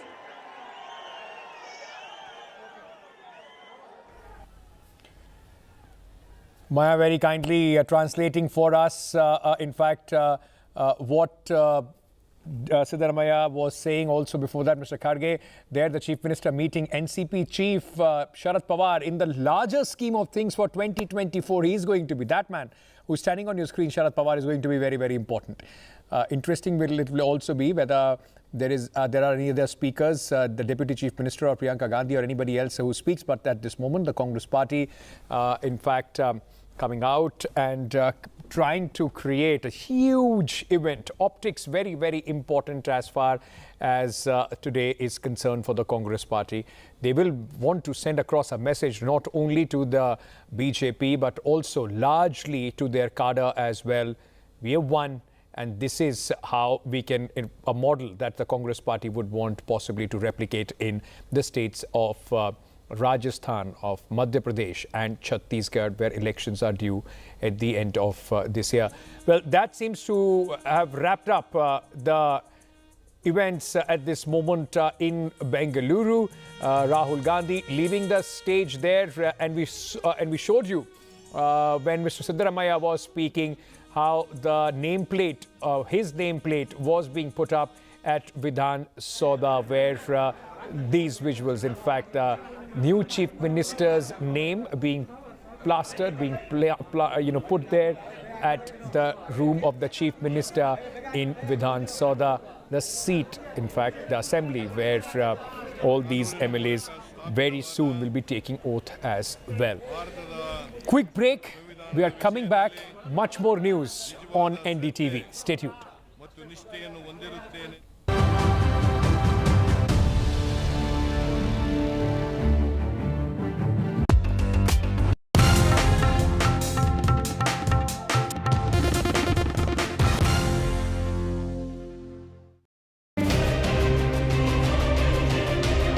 On the 9th anniversary of the Modi government, what matters most to you, the citizen?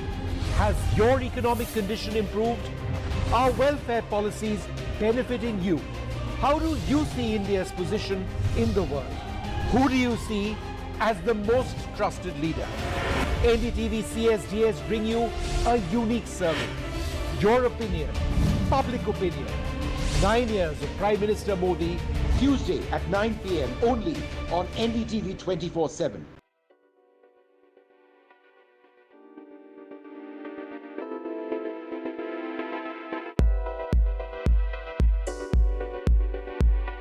Hi, I'm Anupama Chopra. And I'm Sneha Menon Desai for Film Companion. And we're going to be reporting for NDTV from the 76th Festival de Cannes. Gear up for a week filled with premieres, parties, exclusive interviews, red carpet fashion, and some headline-grabbing drama. Aishwarya Rai Bachchan will be there, so will Sara Ali Khan and Sunny Leone, and Harrison Ford and Johnny Depp. In the coming week, the tiny French town of Cannes will once again transform into the world's cinema capital. Watch us on NDTV every day as we bring you highlights from the world's biggest film festival. Stay tuned.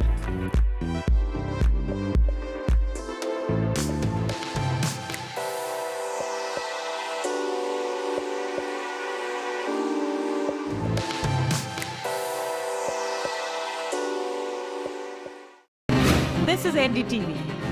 No noise, no shouting, and most importantly, no lies. Our lead story tonight. Big international story India is closely watching it.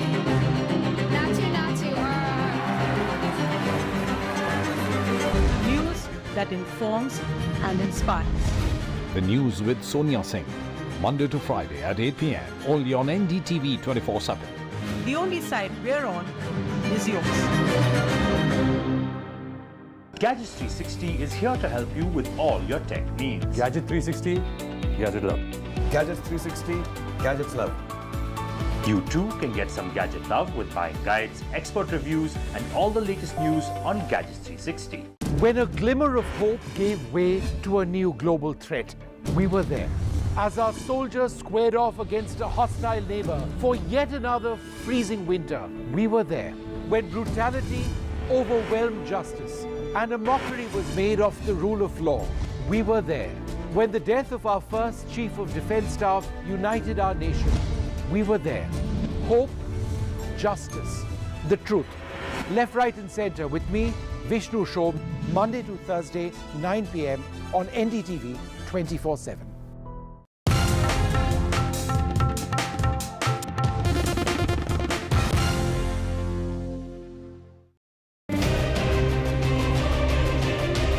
On the 9th anniversary of the Modi government, what matters most to you, the citizen?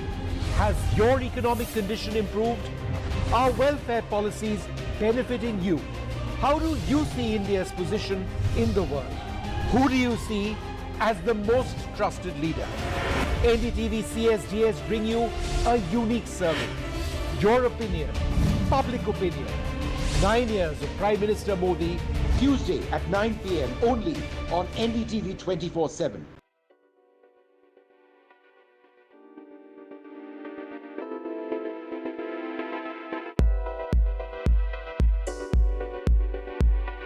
Hi, I'm Anupama Chopra. And I'm Sneha Menon Desai for Film Companion. And we're going to be reporting for NDTV from the 76th Festival de Cannes. Gear up for a week filled with premieres, parties, exclusive interviews, red carpet fashion, and some headline-grabbing drama.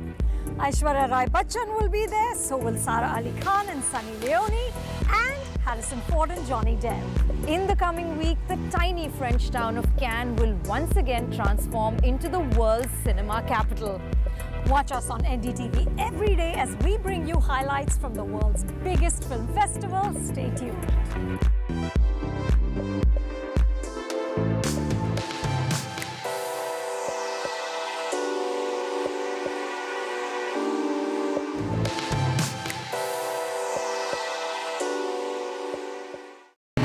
This is NDTV.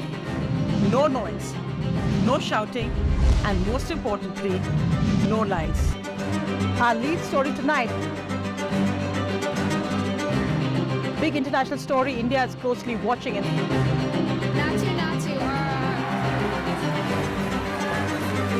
News that informs and inspires. The news with Sonia Singh. Monday to Friday at 8 p.m. only on NDTV 24/7. The only side we're on is yours. Gadgets 360 is here to help you with all your tech needs. Gadget 360, Gadget Love.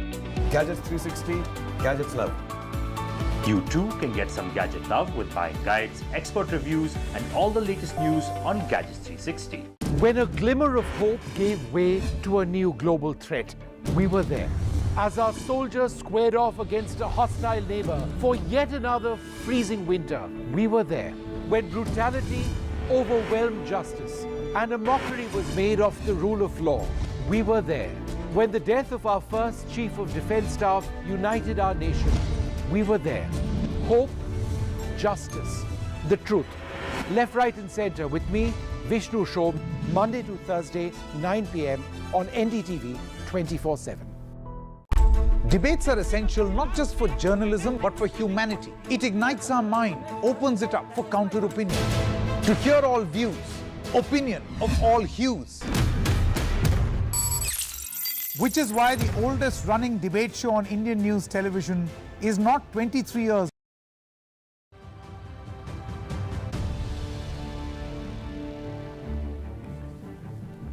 All right, welcome back. So the focus this hour has been on Karnataka, where the new government of the Congress party is taking oath. It has taken oath and is now in place. The challenge immediately, of course, the 5 guarantees of the Congress party, which Rahul Gandhi just announced that in the first cabinet meeting will be made a law. They will be approved in the first cabinet meeting. So the event is over.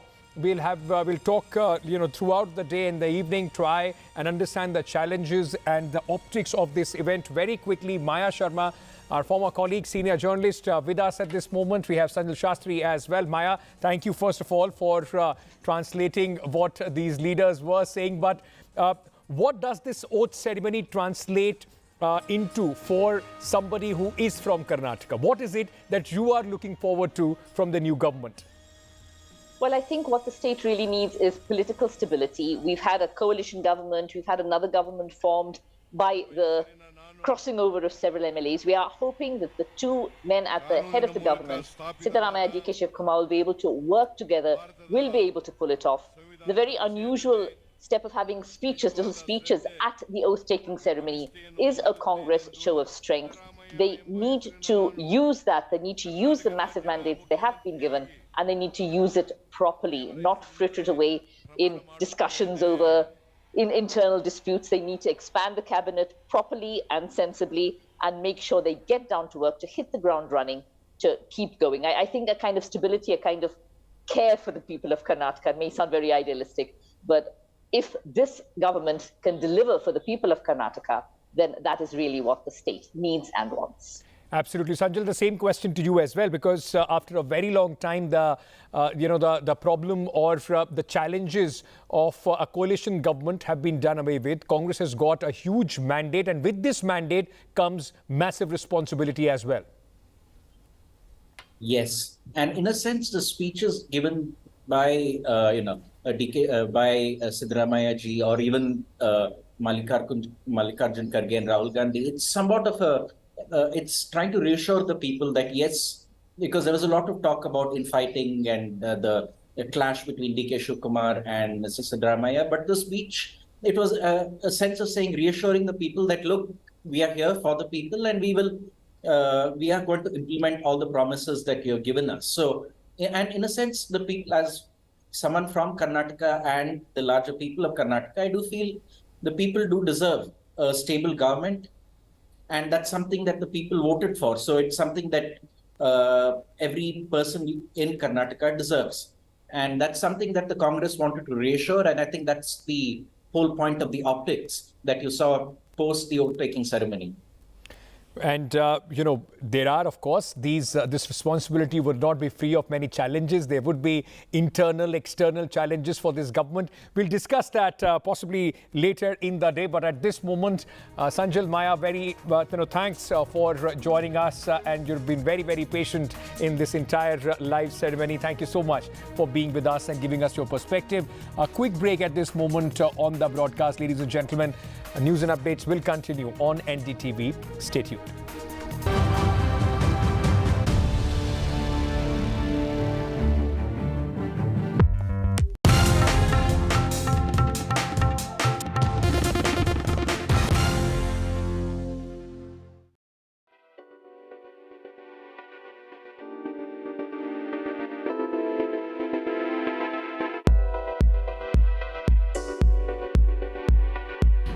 Anupama Chopra. And I'm Sneha Menon Desai for Film Companion. And we're going to be reporting for NDTV from the 76th Festival de Cannes. Gear up for a week filled with premieres, parties, exclusive interviews, red carpet fashion and some headline-grabbing drama. Aishwarya Rai Bachchan will be there, so will Sara Ali Khan and Sunny Leone, and Harrison Ford and Johnny Depp. In the coming week, the tiny French town of Cannes will once again transform into the world's cinema capital. Watch us on NDTV every day as we bring you highlights from the world's biggest film festival. Stay tuned.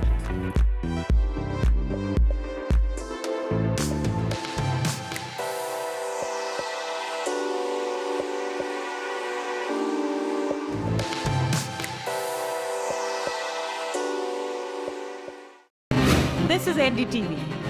No noise, no shouting, and most importantly, no lies. Our lead story tonight. Big international story India is closely watching it.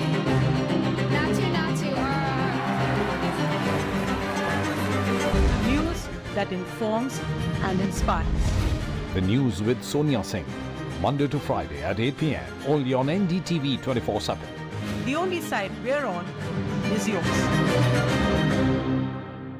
Gadgets 360 is here to help you with all your tech needs. Gadget 360, Gadget Love. Gadgets 360, Gadgets Love. You too can get some gadget love with buying guides, expert reviews, and all the latest news on Gadgets 360. When a glimmer of hope gave way to a new global threat, we were there. As our soldiers squared off against a hostile neighbor for yet another freezing winter, we were there. When brutality overwhelmed justice and a mockery was made of the rule of law, we were there. When the death of our first Chief of Defense Staff united our nation, we were there. Hope, justice, the truth. Left, right and center with me, Vishnu Shobh, Monday to Thursday, 9 p.m. on NDTV 24/7. Debates are essential not just for journalism but for humanity. It ignites our mind, opens it up for counter-opinion. To hear all views, opinion of all hues. Which is why the oldest running debate show on Indian news television is not 23 years old, but young at 23. इस initiative को मैं अभिनंदन करता हूं कि सच को सच के रूप में पेश करने का उन्होंने साहस दिखाया. So let us begin the big fight.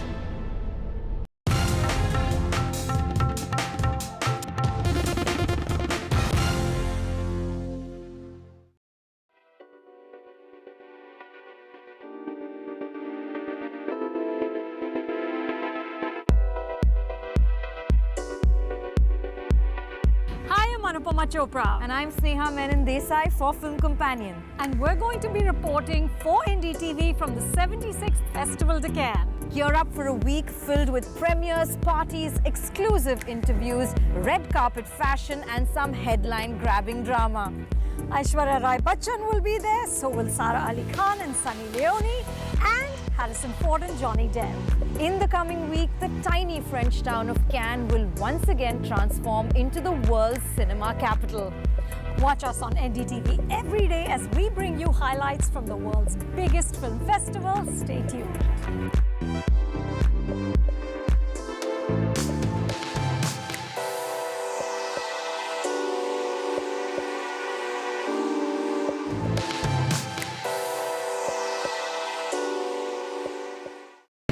This is NDTV. No noise, no shouting, and most importantly, no lies. Our lead story tonight. Big international story India is closely watching it.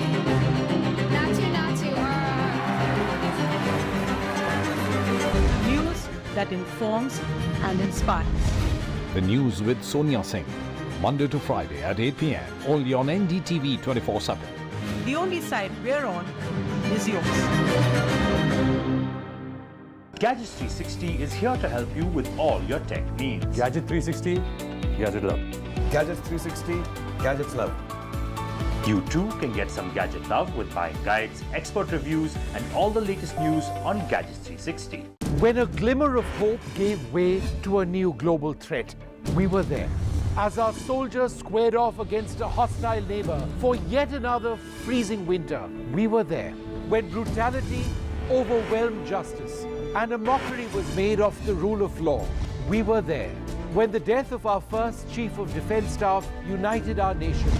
We were there. Hope, justice, the truth. Left, right and centre with me, Vishnu Shobh, Monday to Thursday, 9 p.m. on NDTV 24/7. Debates are essential not just for journalism but for humanity. It ignites our mind, opens it up for counter-opinion. To hear all views, opinion of all hues. Which is why the oldest running debate show on Indian news television is not 23 years old, but young at 23. इस initiative को मैं अभिनंदन करता हूं कि सच को सच के रूप में पेश करने का उन्होंने साहस दिखाया। So let us begin the big fight.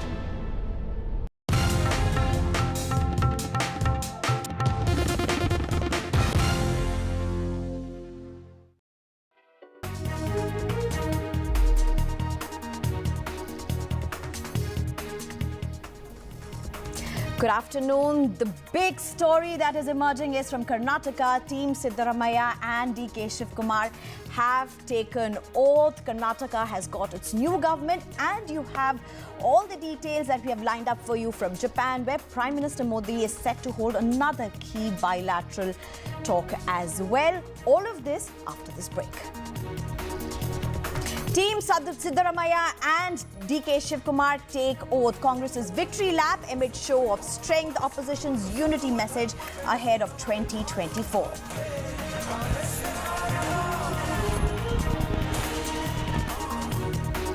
Prime Minister Modi attends G7 meet in Hiroshima. G7 meet emphasizes need for a stable China. Prime Minister to meet Ukraine's President shortly. Centre versus Delhi government over postings. Rao Centre files revision plea in the top court. Delhi Aam Aadmi Party government to move Supreme Court against Centre's ordinance. And CBI files charge sheet against Congress's Titler. Fresh charge sheet against Titler in the 1984 riots case.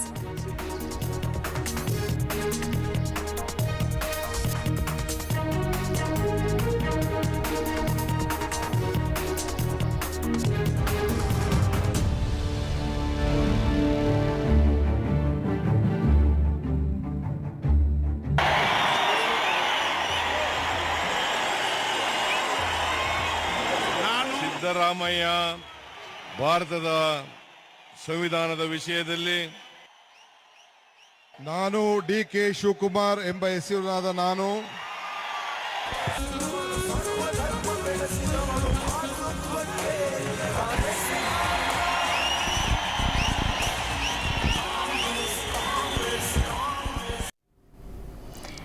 And Siddaramaiah is the new Chief Minister of Karnataka, and DK Shivakumar is the Deputy Chief Minister. Team Siddaramaiah and DK Shivakumar have taken oath in a grand ceremony, the swearing-in ceremony in the stadium at Bengaluru. You have all the top leaders of Congress, including, of course, the Congress President, Mr. Kharge, as well as Rahul Gandhi and Priyanka Gandhi and other leaders. But it's not just the Congress top leaders who, of course, have shared some great moments. You've had Rahul Gandhi, who's held high the hands of the Chief Minister and the Deputy Chief Minister, as well as Kharge, all of them having the final Congress's victory march after a well-deserved victory, as it's being claimed by the party. But it's not just about the Congress top leaders. Also present at the mega swearing-in ceremony were several important leaders from the opposition. Of course, some of them missing as well because invites were not given out to them. But among those who were present, you had Nitish Kumar, the Bihar Chief Minister. You had M.K. Stalin, Ashok Gehlot, all Chief Ministers from different states. You also had other leaders, who were present at this swearing-in ceremony as well. You had Kamal Hassan, who an important leader who's also entered politics in a big way, contested the last elections as well, and he also being present at this mega swearing-in ceremony. MLAs 8 of them have been sworn in as ministers. Important dynamics at play here. Several of them being the combinations being worked out from different minority, religious groups, as well as the region equations and the caste politics that have been playing.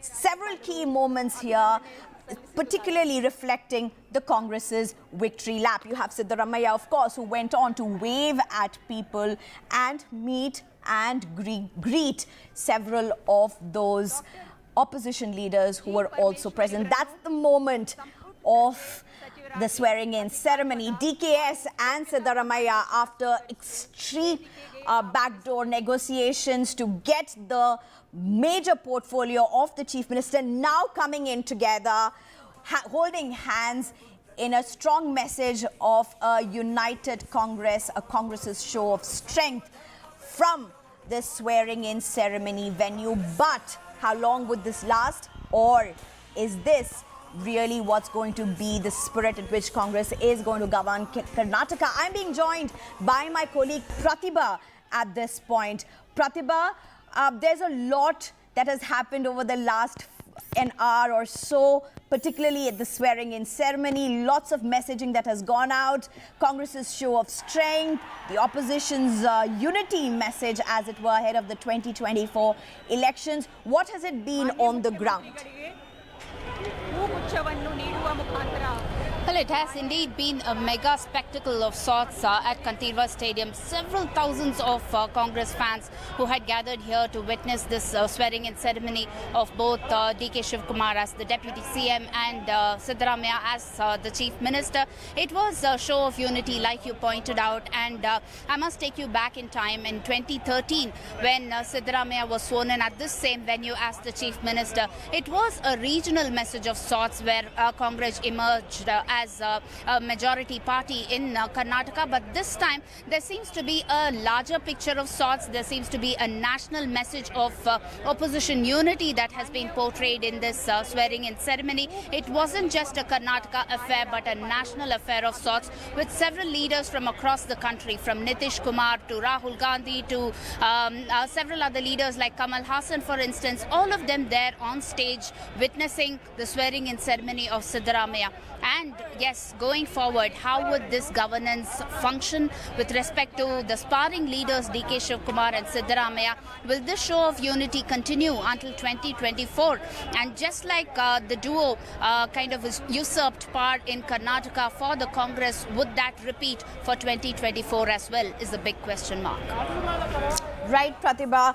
In fact, even as the swearing-in ceremony was going on, you had the new Chief Minister's nameplate coming up outside the Chief Minister's office. So the cabinet also going to meet today. That's right. In fact, in 2013, soon after the swearing-in ceremony, Siddaramaiah walked across to Vidhan Sauda, where the cabinet meeting was held, and soon after he did sign the Anna Bhagya scheme, which is one of the popular schemes that Siddaramaiah is known for. And this time, with the guarantees that have been promised by the Congress government and the 8 ministers who have been well thought out and sorted in this list of ministers who have taken oath today, how will this cabinet meeting function? Whether the promises that have been guaranteed by the Congress would immediately be implemented is also another question mark. Right, Pratibha. In fact, what do you think is going to happen after the swearing-in?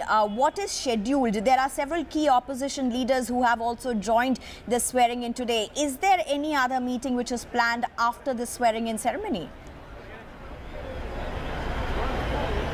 Well, for now, what we hear is that the cabinet meeting is scheduled at around 3:30 p.m. Soon after the swearing-in ceremony, we did see a lot of people, a lot of traffic jam that was here, a lot of convoys that were going out of Kantirva Stadium. We'll have to wait and see what would be the meetings that will ensue further after the cabinet meeting. But for now, what we know for sure is that the cabinet meeting will be held at around 3:30 p.m. and all eyes are on the promises that have been made by the Congress government, whether that will be implemented in this cabinet meeting. Right, Pratibha.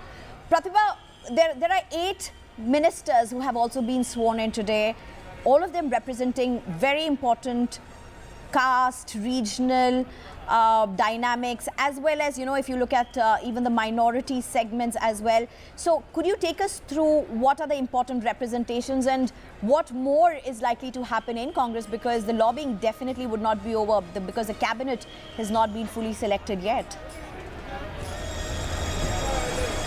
Well, it has been a long lobbying game that was followed soon after the announcement of both Siddaramaiah as the Chief Minister and DK Shivakumar as the Deputy CM. Both their residents were swamped by MLAs who were coming in there to not just extend their greetings, but perhaps trying to see if they can lock up a position in the cabinet for themselves. Now, if you look at this list of 8 ministers, it is definitely a well thought out list because it also kind of puts in the caste arithmetic as well as the region arithmetic, for instance, because you have people representing the Dalit, representing the Lingayat community, you have some of them representing the OBCs, and you also have people representing different regions of Karnataka, like for instance you have the Mumbai Karnataka region, you have the Hyderabad Karnataka region. So 8 ministers here, but then what was supposed to be a list of 20 has been narrowed down to 8.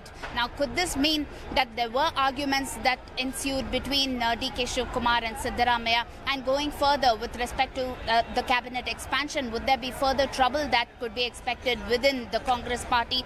These are all speculations merely for now, but we'll have to wait and see how these 8 ministers would function, and going forward how the governance would take shape, and number 3, how the cabinet expansion would also take place. Right. Pratibha, in fact, if we look at what is emerging in Karnataka, this is also a very significant moment for Congress, as it were. We're looking to 2024.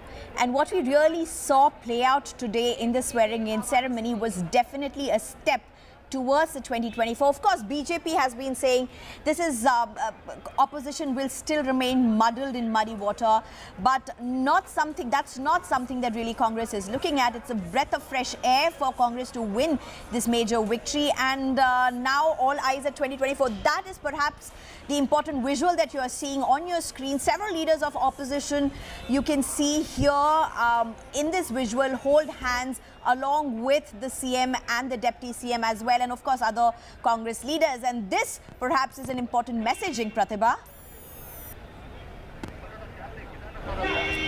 That's definitely right, because if you look at the Karnataka election, it was definitely a morale booster for the Congress in Karnataka, with DK Shivakumar working as an election manager of sorts, and Siddaramaiah spearheading all of the MLAs together to function as one unit.